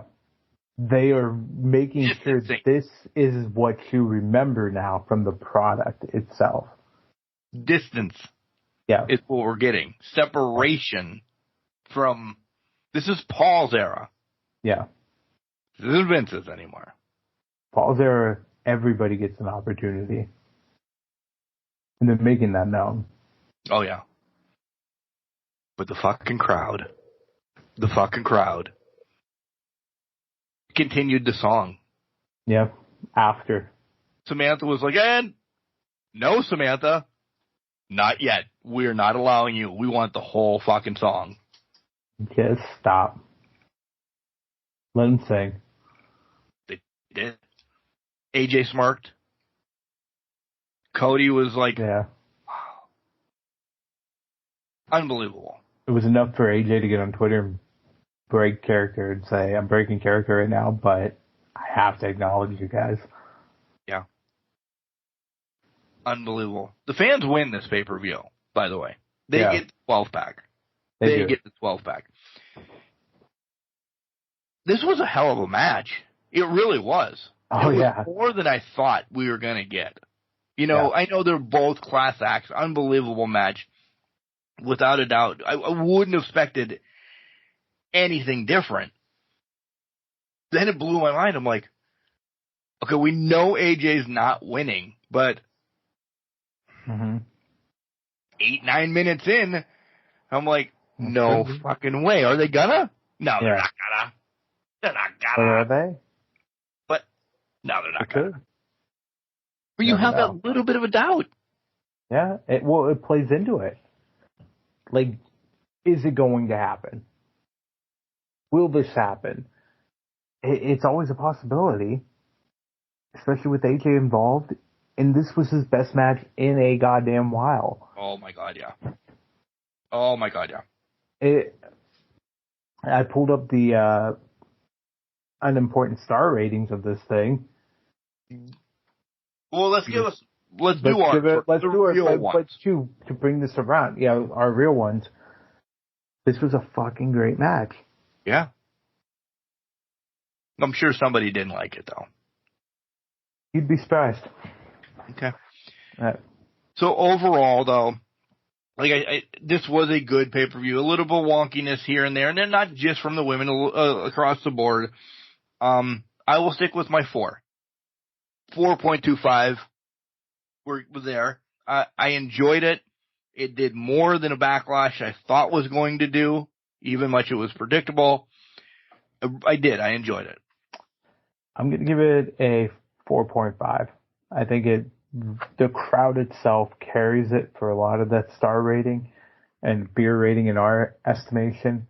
At the end of the day, they put on the beginning and end, really made it a very good show. It was very good, very on point, and something very enjoyable to watch. I'll tell you why I didn't go 4.5. Because those fucking QR codes. It would have probably got a 5 if something would have happened. It didn't happen. That's fair. It's been leading us to this. It's been at least, it would have got a 5 if it happened. But the question then becomes, when does it happen? Because it's not going to happen at King and Queen of the Ring. Can't imagine it would. Clash at the Castle? Is it going to happen just on... It's not going to happen on free TV. Right? Maybe it does. How do you keep watching the product? For me then, a little bit. You know what? It's not for me. I'm going to be pumped either way. Right, but to me, they give it away on free TV. It pushes you have to watch every week because you don't know what's going to fucking happen. Well, if Paul's going to do that. Paul's playing the game. Paul is going to make it so you have to watch every week. That's what he did with NXT. And that's what he's going to do with the main roster. You're going to have to watch every week. That's why we got Dragunov, Ricochet, and Gunther Sheamus on Raw to tear down the house. We're not there yet. We're not there yet, but that's why we got those 2 matches on Raw. What did the Star Man have to say? You're going to be surprised. Okay. All right, Starman gave the tag team match. Which, by the way, I fucking loved him in Pro Wrestling on Nintendo. Him and King Slender were my 2 favorite people. That was the greatest wrestling. Listen, there's a lot of great wrestling games out there now and about, but I will still say Pro Wrestling on the NES was probably one of the greatest games ever. Okay, go ahead. All right. The Bloodline KO and Randy Orton, 4.75 stars. Oh, shit, I'm definitely already surprised by that then. Yeah, I am too. I agree. It was a great match. Yeah. I'm surprised you gave it that much. Triple threat for the women's title, 4.5. I got a theory on this, but I'm going to ask you this after I get through these. Okay. Damian Priest, Jey Uso, 3.5.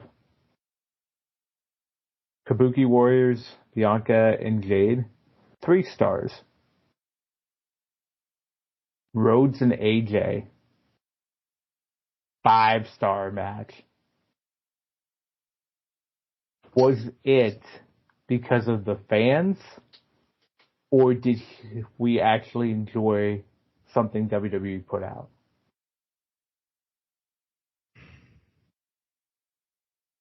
Both. I know that's the PC answer. Yeah. But both.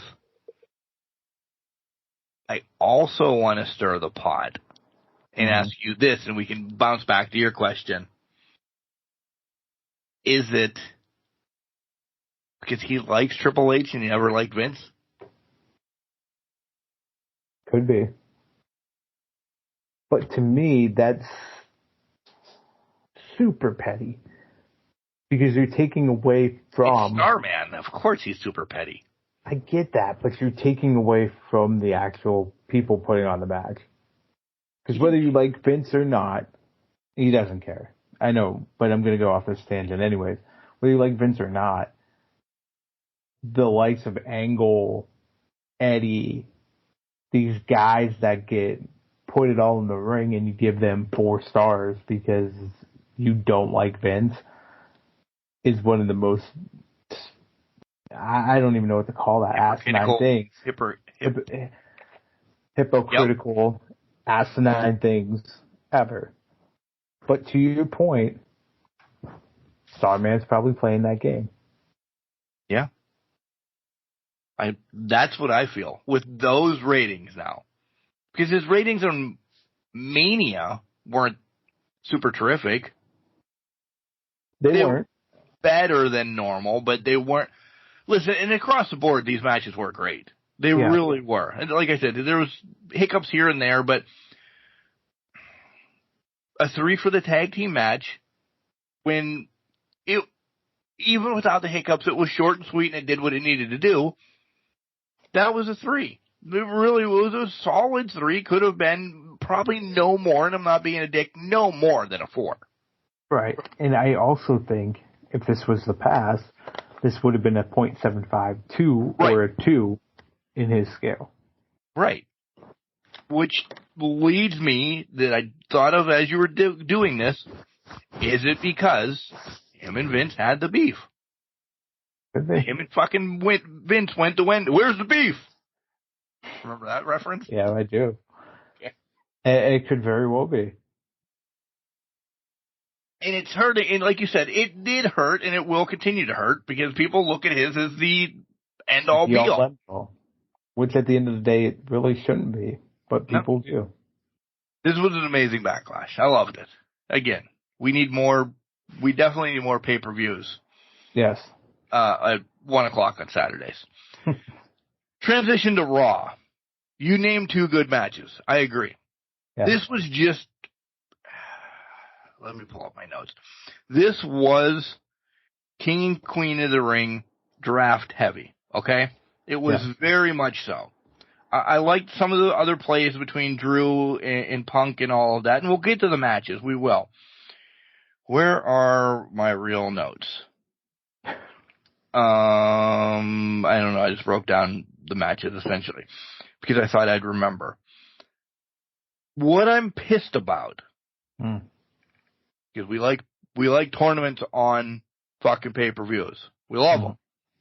I understand 2 tournaments on 1 pay-per-view is rough. I would have been okay if this was 2 different pay-per-views. Okay? Now we're not even getting all the matches on fucking TV.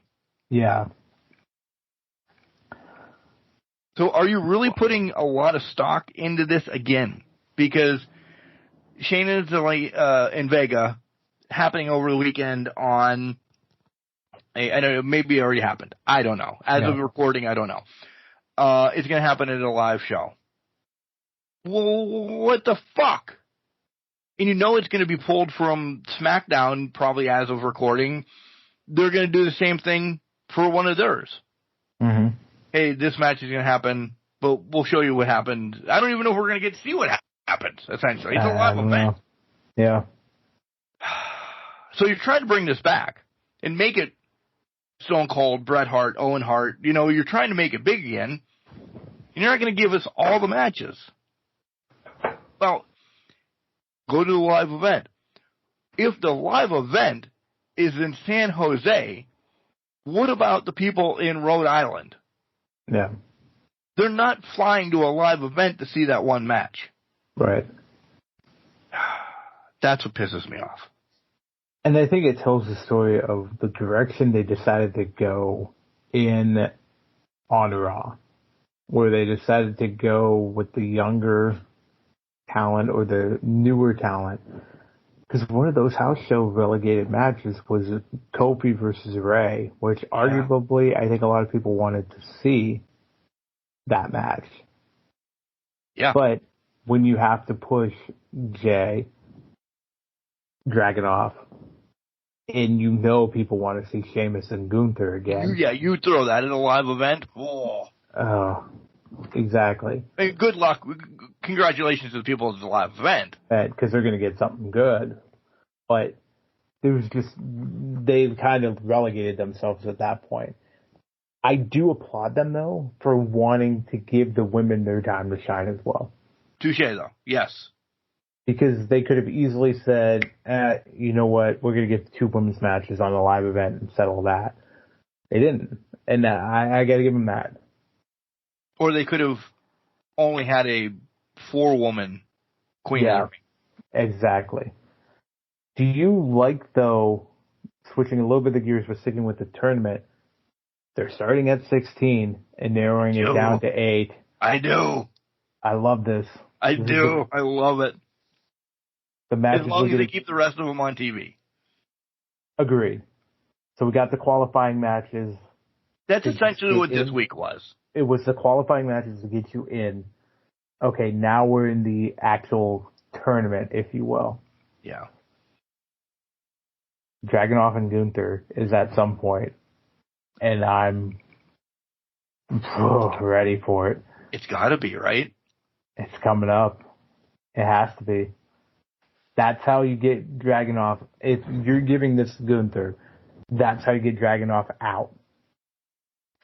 I do like that Raws are on one side, SmackDowns are on one side. Yes. So this is letting you know, though. The King will be on Raw and the SmackDown will have the Queen. Yeah. I truly believe. I would agree with that. A couple injuries. Bob has been pulled out. Was Drew supposed to even be in this? They probably just announced him and they're like, well, he can't show up. He can't do it. So we'll put Jay in it. Drew doesn't fit in this, and is where he's at right now is his story. Yeah.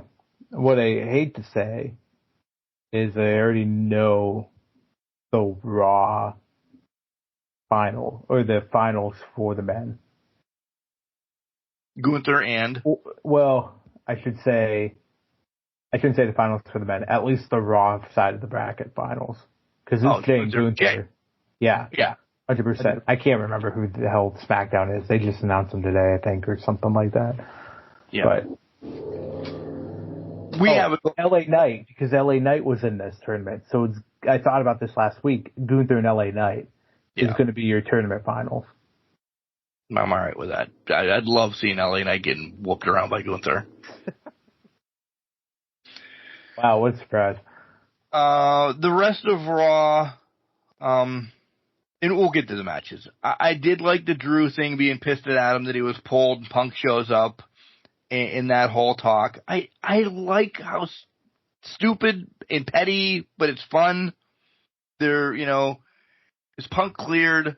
We don't know. He's remaining relevant, but how long can this, we think it's dragging on. SummerSlam again, of course. Right. They have to have some interaction or a melee at some point, right? You would think. It's got to be coming sooner rather than later. Or is it just, are we just playing with two ships sailing in the wind? They're sailing in the dark. Or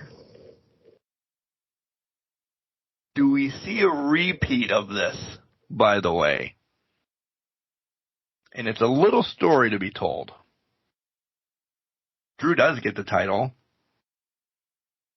I say Money in the Bank. CM Punk wins Money in the Bank prior to Drew winning the title. Mm-hmm. Drew wins the title at Money in the Bank. Punk then, in 5 minutes and 27 seconds, beats Drew. Catalyst to SummerSlam for the big blow-off match. Yeah. Could very well be it. No, that's a valid point. So Drew loses it twice in 1 year via Money in the Bank. Write that fucking in the history books. You'd be the first person to get cashed in on twice. In 6 months. Essentially. 6 months. They're playing the game with trolling him. I don't know if you saw this, but they released Punk's rating for the WWE 2K game. Yeah. You know how many points he's ahead of Drew? One.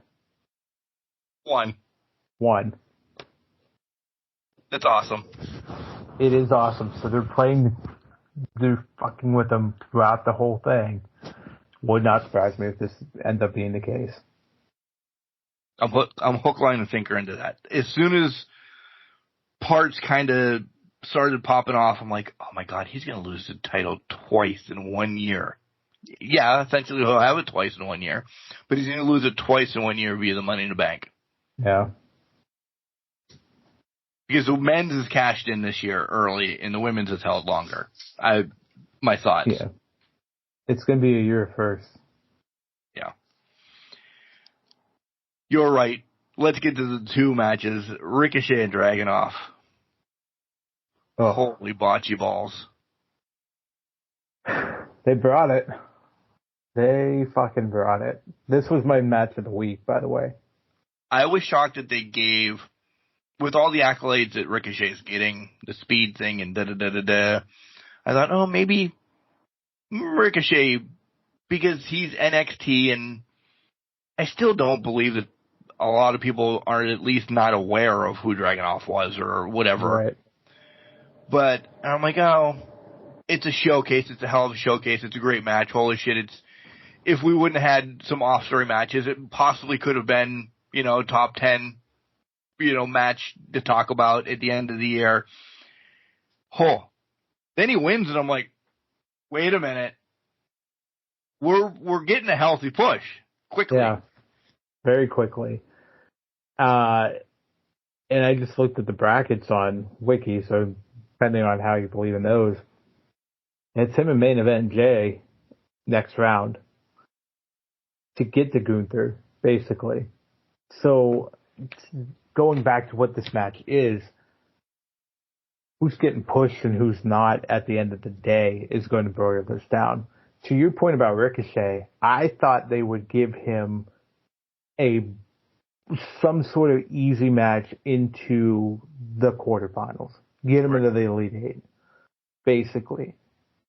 Because why wouldn't you push him to the next level? You've given him the speed title. You've given him all of this stuff. You're giving him this TV time to get him pushed. Is he just an attraction piece now where it's a bigger name to defeat and put under Dragunov's belt because it's giving an attraction of it all? I would believe it too. So Ricochet is that attraction piece. Dragunov is now getting the push he needs because he can get past these hurdles, if you will. He got past the Ricochet hurdle, which is he's a flight. He's an attraction. Everybody's there. Everybody wants to see him. Everybody wants to do it all. Then Jay's coming up next. If he gets past Jay, we've defeated a solidified main event superstar who's fought for a world title, who's done things with the bloodline, who's done this, done that. He also, then you can tell the story of he's beaten Gunther before in NXT, I think once or at least maybe twice, to be honest. I know at least once. At least once, yeah. So he's already beaten Gunther. That story's there. Gunther's original person that's knocked him off is already waiting in the wings for him. And you just put Gunther on a 666-day title reign with the Intercontinental title. You've just shot Dragunov to the moon. Downfall. I agree with all that. With all that. His win over Jay is going to be tainted, though. No, somebody's interfering. Oh, it's Drew. Yeah. Drew is going to interfere. Mm-hmm. We're going to get another Drew and Jay thing. A week or two, or something. Drew will enter in, and then that catalyst for Punk to come out then, too. Exactly. Essentially. Yep. Yes, that will do a lot for Dragunov. It's not a square 1, 2, 3. It's somebody gets punched in the face, Jay loses quickly or something like that. Yeah. Right. But on paper, yes, he does beat a main eventer. Mm-hmm. And banger after banger after banger. Gunther, you could let them fight out of a paper bag. You could give them a hog style match. You could give them exploding barbed wire cage match, whatever you want to put them in. Gunther and Sheamus is, get ready. Some people are like, you're fucking crazy. Those two are together, are Flair and Steamboat together. They are Andre and Stud together. They're fucking dancing partners. I don't care what anybody says. They find a way. It's just always fucking good. They know which buttons to push on each individual to push them to the next echelon, bigger echelon for them to go forward and make the match even better. EO picks up the victory over Natty. Kind of saw that one coming. Mm-hmm. Zoe over Ivory. I really thought they were going to push Ivy, not Ivory. Not wrestled a long time. I thought they were too, but I guess that kind of puts it where Ivy's been at for the past couple weeks of we've been losing with Maxine, hook, line, and sinker for a lot of weeks here. Yeah. So Gable and Bronson, we knew that was coming. One of the three were going to intervene themselves. You know, this could have been Gable and Sammy again, Bronson and Sammy. This was all going to be wrapped back around. Like, I don't think Sammy's long in the tooth to keep this title. Yeah. We've been saying this. I've been saying that Bronson's going to be the IC champion for months now. I think this is where you pull the trigger. I think so too. This is going to be one of the tournament break matches, basically. Yeah. Give the tournaments a break. Here's the next match. I was surprised that Lyra got the win. I love her. I love everything about her. I was just like, well, they're going to push her too, which good.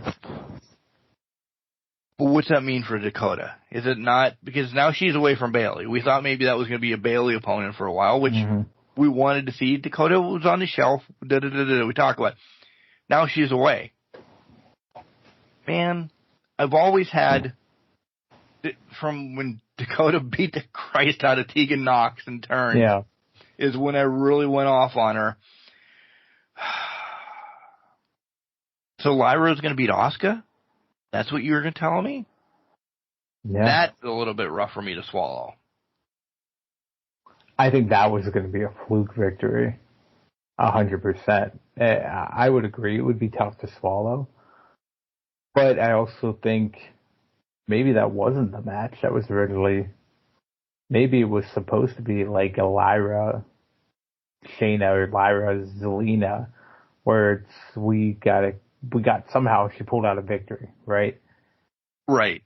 But when Asuka goes down, you're like, well, we have to kind of reorder this to kind of make somebody feel like a threat going forward. And I think they decided with Lyra, it was more of, okay, we still need to push you forward, but we need a sacrificial lamb for it. Dakota's not as strong yet, not as built up yet. And technically they didn't returning from an injury. She's returning from an injury, and technically they haven't officially said she was the brains behind the operation to turn on Bayley. So it's like we can sacrifice Dakota for the greater good of pushing Lyra because we see more in Lyra versus Dakota. And that's sad. Boo for Mark. Right. Boo. Yeah. Overall, WWE. All week. Yeah. Check. You win. And I mean that. You win. Yeah. Everybody wins. Everybody wins. Do you have anything else? Not on WWE. Me neither. Maybe. I'll think about it during a break. Something popped in, but popped right back out. We'll be back. All right. Hey, this is Maddie Monarch, and I absolutely love Cannon Crushers podcast. Come check us out every week. I was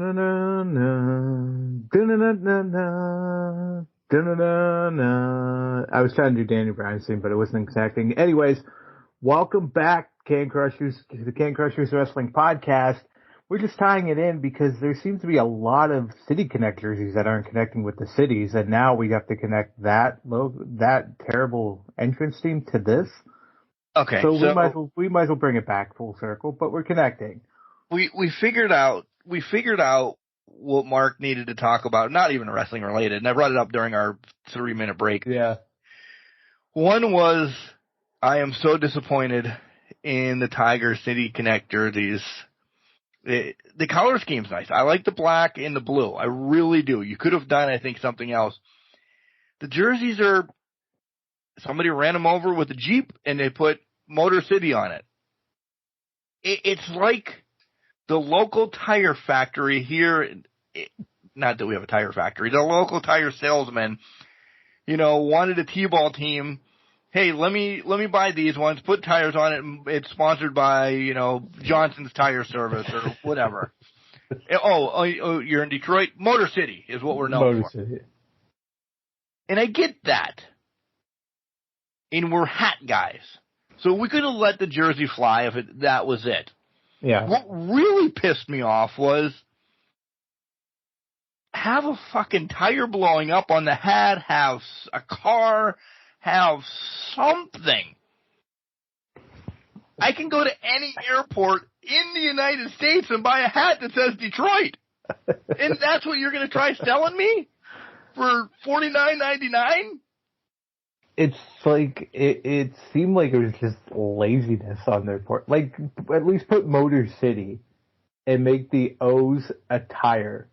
MC would be like, oh, that's, at least it's a generic kind of like throwback. Yeah, something.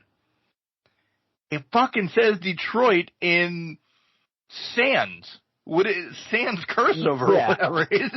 And I'm looking at it. Comic Sans. Or something. It looks like an umpire hat. Exactly. It is the worst one out there. Pissed. It literally looks like they didn't try that hard. No. An intern working with us, 2010, did this fucking uniform for him. Why he had the name of Fancy Graphics. That's all I'm saying. No, Johnny Fancy Graphics would have done better. Johnny Fancy Graphics would have done better. The second thing is, watch at your own risk. Do whatever you want with this. I'm a huge fan of roasts. I love roasts. They get vulgar, they get ignorant, they get absolutely stupid. I don't condone you watching them if you're, you can't take jokes well.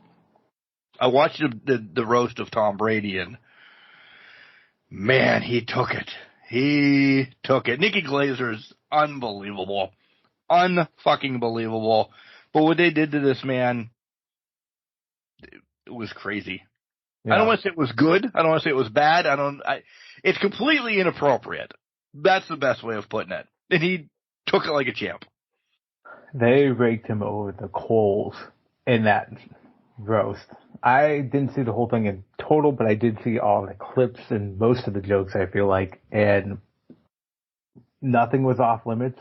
Nothing. And things that were obviously got addressed on the spot.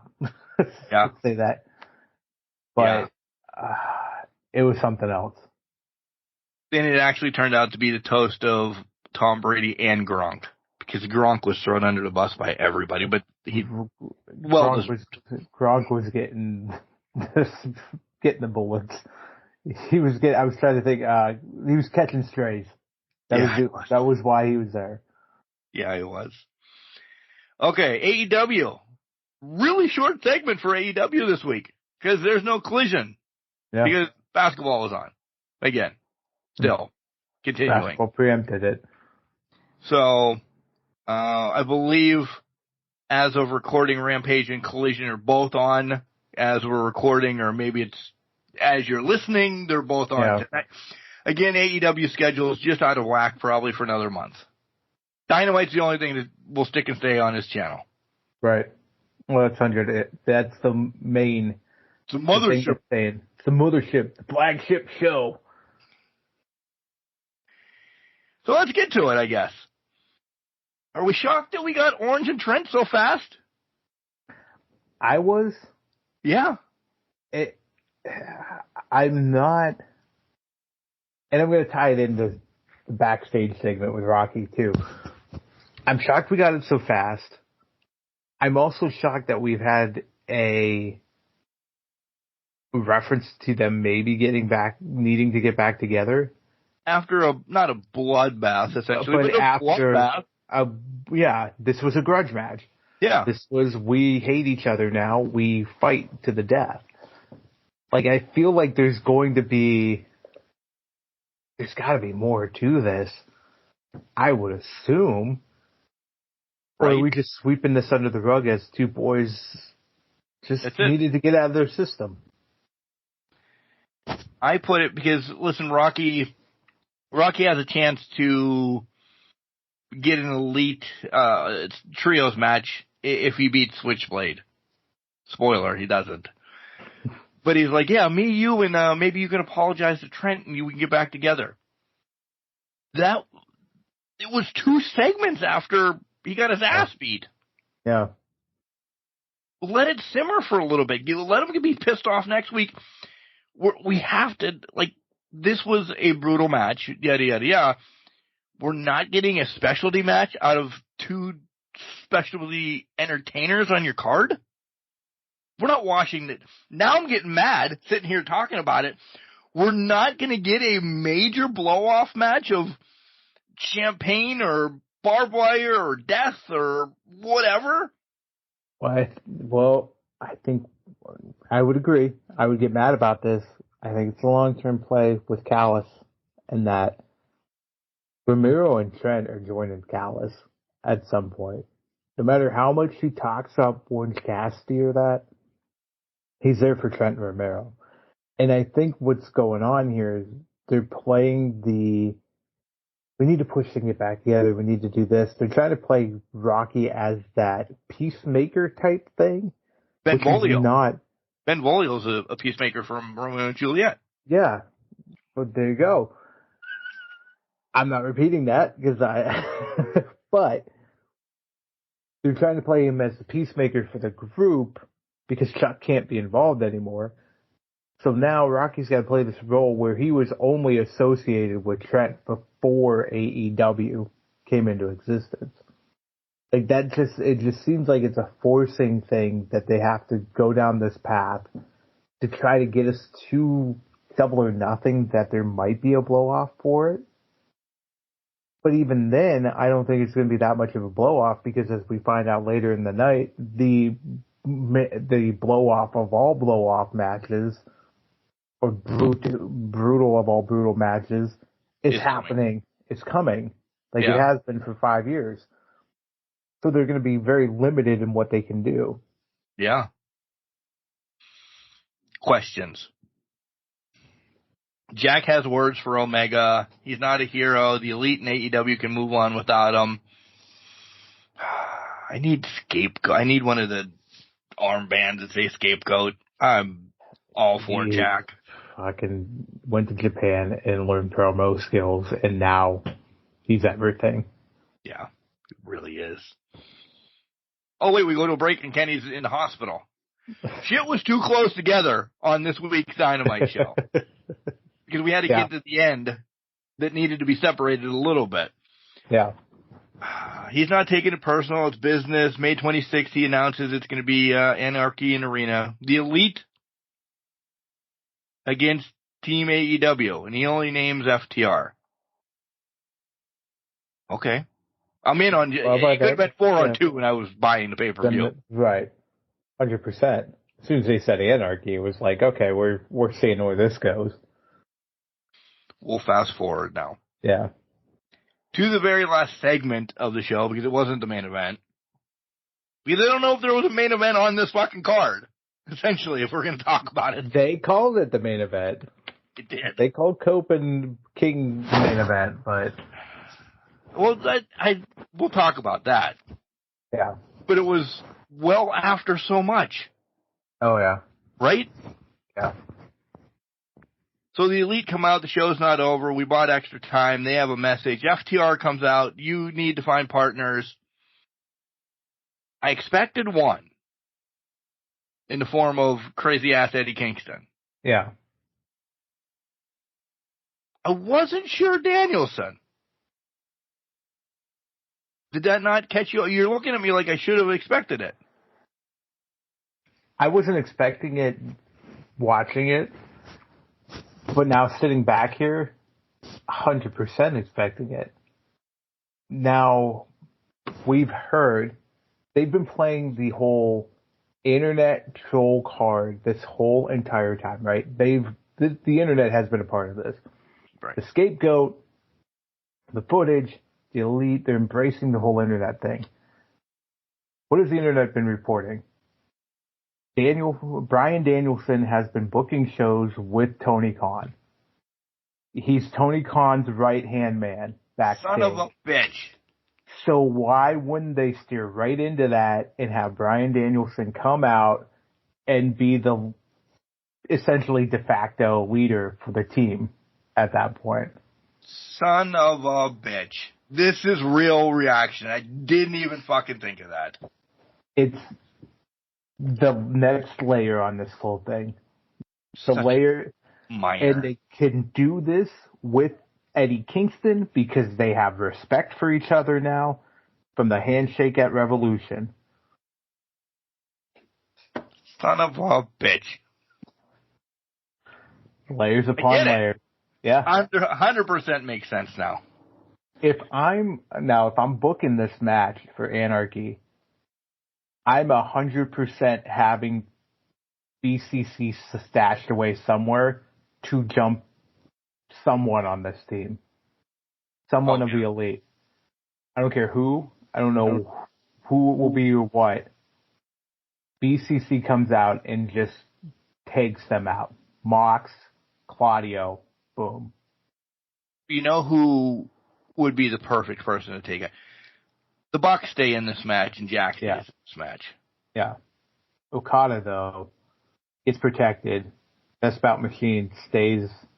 Yeah. Yeah. Okada is out of this match. Yep. Early. He'll do a couple things and then he's gone. Yeah. This is not Okada's match. No.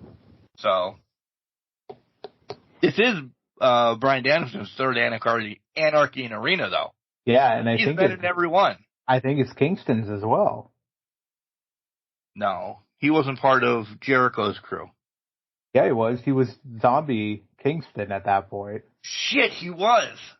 That was Zombie Kingston. Him and Danielson were on the same team for that one. And he was Zombie Kingston for that. Okay. All right. Touche. We've covered a lot in a little bit of time. Steve with Tony talking about her battles, and then Tony comes out and just gets laid out. I'm not buying any of it. I understand. Not her sicknesses. God, that sounded horrible. No. But I'm not buying her as a face. Yeah. I can't buy Serena as the face in this whole thing. No. She's the professor. She's the woman of 1,000 holds. She's supposed to be. Blanco was never a face. He was teetering. But she's trying to full on face. Face. He teetered, and the only time he got the closest to being a face is when it was him and Jericho, and he stepped away because his dad had passed away, and Jericho railroaded him. So Malenko went down the path of being the face when he was Seacold and then won the Battle Royal and then beat Jericho that way. That was his closest to being a face. He never talked the talk of a face, never walked the walk of a face. He was a submission machine. We love Deeb. Yeah, we do. Her character right now is just not in sync. Yeah. Go bye. Wow. Nice. You're welcome. Mariah May against Harley Cameron. Listen, I'll say this. Woe of the mighty fallen. Soraya's just there. Soraya's there to beat up pieces of shit in the crowd. Yeah. Which I'm hoping that's good too. That's fine, but it was fun while it lasted. But I think we all knew this was coming. It just was not sustainable. No, it really wasn't. And this was just to get Mina out. essentially. Yep.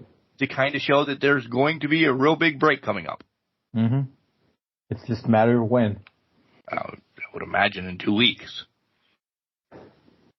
Maybe. I did like Pac and Death Triangle. Like, is it alive? He looked like a zombie. Oh, like, he looks like he's in a trance. Like, somebody kicked his dog or something. Like, he is not. Boo. But at the same time, it's like he is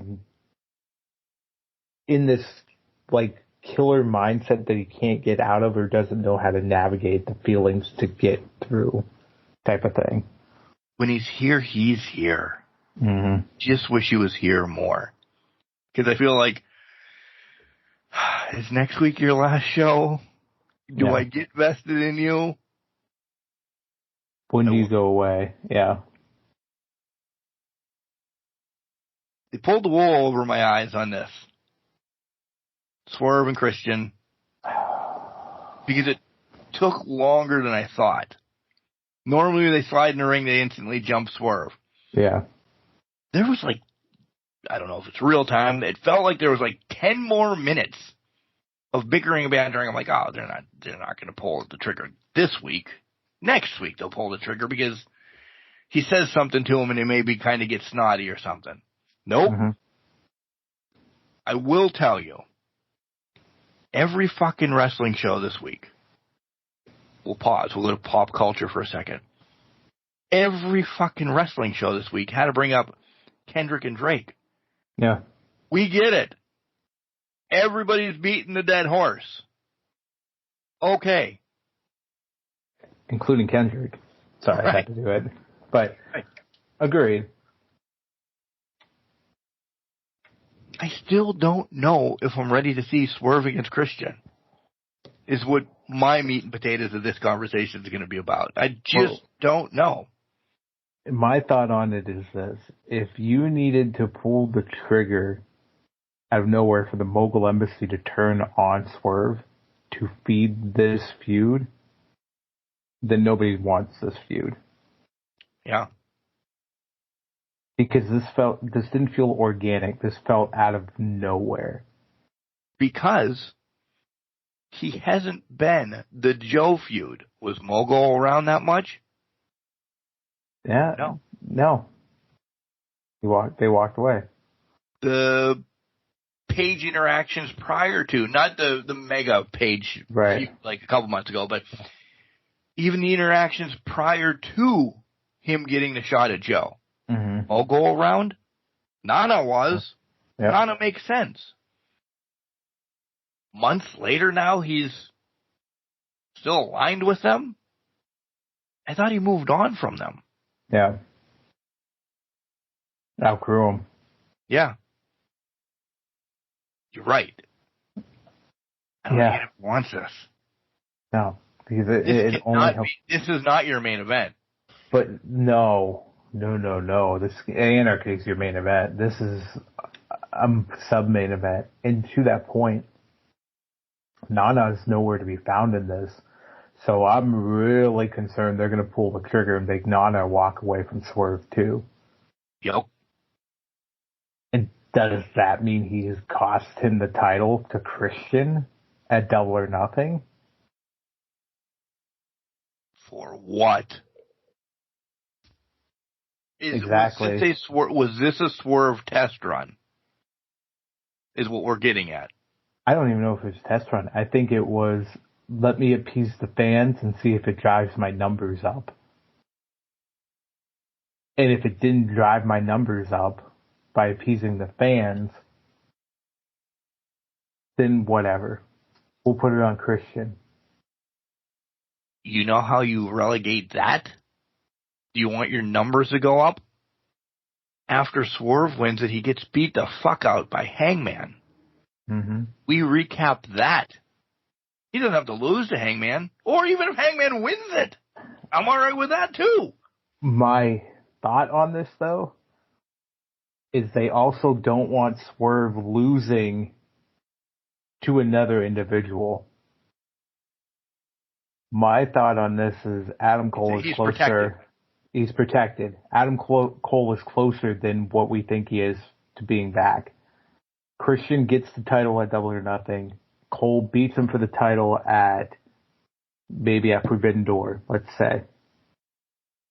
MJF walks right in through that door. You instantly kick that off for All In London. And that brings that full circle for the title again.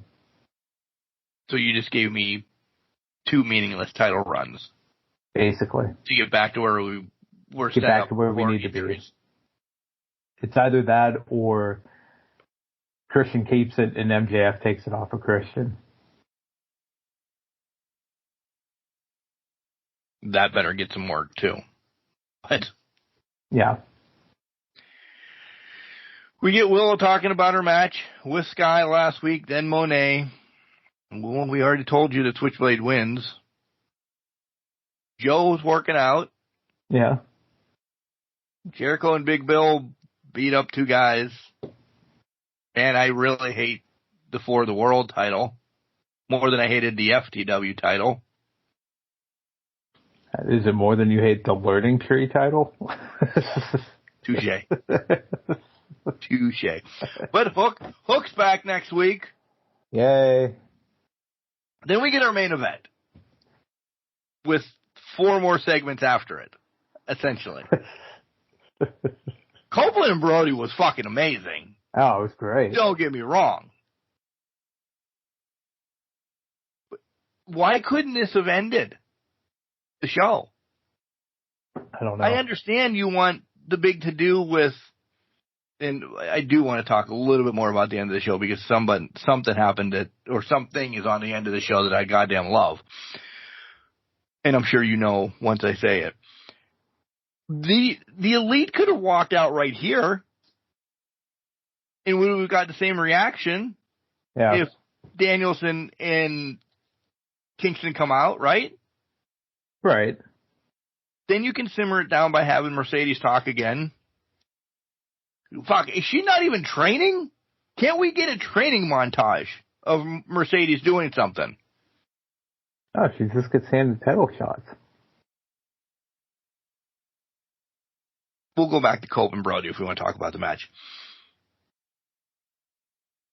Fucking great Chris Farley shirt, by the way. That's what I want to bring up. I wasn't sure where you were going with it. He walked out on stage with a fucking Chris Farley shirt on, and Jesus Christ and Satan could have walked out as their tag team partners. I was more focused on a Chris Farley shirt. I'm like, that's amazing. I wonder how much he paid for that at Hot Topic or Gabe's or someplace. It was pretty sweet. Oh my! I have to admit, I mean that's the winner of the week right there. Just fucking that shirt. Right. So nothing else. That was a distraction point at that point. It really was. Yeah. That was like me sitting in European history class in college and the professor saying Bolsheviks. I'm supposed to be learning about them. I think of Nikolai Volkov and Boris Zukov then in their title runs and this, that. For a semester of European history, I'm thinking about tag team matches, and they're trying to tell me fucking world history, and I have no idea what's going on. I passed that with a D, by the way. But you knew who the Bolsheviks was. Yeah, well, the professor didn't want to know each breakdown of Volkov and Zukov's matches. And he just wasn't a visionary. He wasn't a visionary. We can talk about whatever. Throw whatever you want because it was lackluster for me. Copen King was everything I needed it to be. Right. And I think that saved the show. I agree with you that nothing else should probably happen after that. I just think from the perspective of the Bucks, there's still the promo package is all the Elite, it's everything, so it's definitely they're playing the passive-aggressive, egotistical card for them. So they have to have that last spot on the show, whether you like it or not. And with Mercedes, I'm not excited about this anymore. I'm not.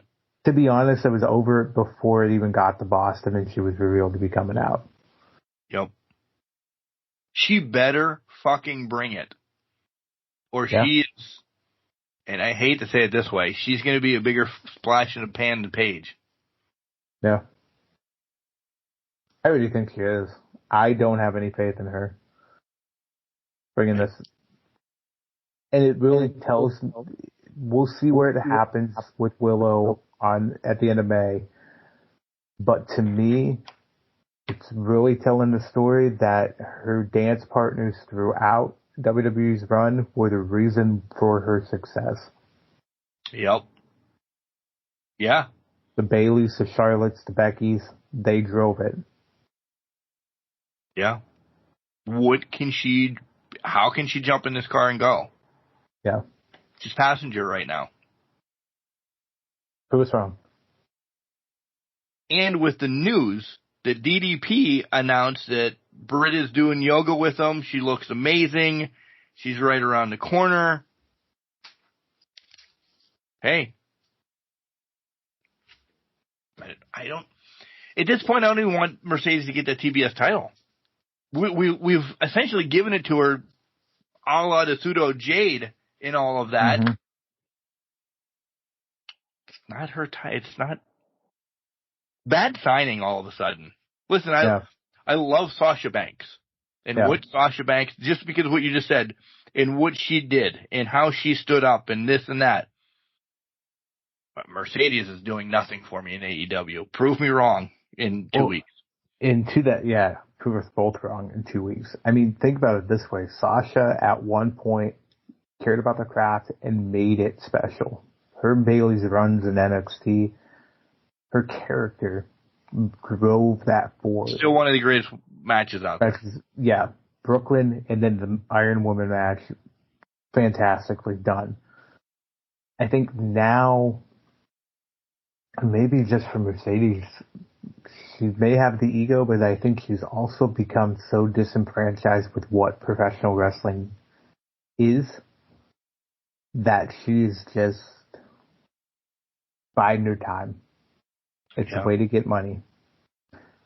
I think 3 years back to the mothership. And this is, well, exactly. And I think to that point, the old Regina had done that to her when she left. And now she can't trust anybody to get her back, just in general. And even if she comes back to the mothership, it's going to have to take something special. It is. Because in 3 years, we keep saying the horsewomen that are there may have moved on too. There's only one that's possibly there in 3 years. And it's Bailey. Yeah. I believe that. Because we got signings that Seth re-signed. Yeah. I haven't heard about Becky. We haven't heard about Becky yet. And it's now a month and a half away. June is her end day. Is this one final hurrah for her? And she's taking Rue and walking away? Listen, I mean, I would imagine Liv's getting something at Saudi, right? Yeah. Is that when the match? Has it been announced, or is it? It hasn't been It has not been announced yet, so I don't know if they're having a match at Saudi or not. But it's gotta be happening soon. Right. They didn't say Rhea was out for how long? Long, yeah. I don't know. Yeah. AEW, besides Cope, and to wrap back around, the AEW besides Cope and Brody, rough. They got essentially a lot of holes. Have a week and a half to get their shit straight for their pay-per-view. And I think they don't know what they want to do with a lot of the undercard right now. I don't think so either.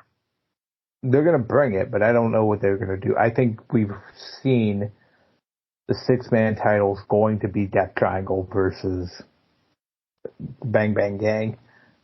So that seems to be why make reference to them? Yeah, why bring them back up? Yeah, exactly. And why would Pac go after him? We fuck with Pac and all that stuff. The women's title, it's a bump in the road right now. Yeah. It's getting us to another date, another time. Orange and Trent, I have no idea what that's. This wasn't the last match, but I don't think there's too much convoluted things that can happen going forward. So TNT Championship will be defended. I think it has to be. I think they're building up Malachi for that. Yeah. For that. And I would hope that's what it ends up being. But who knows?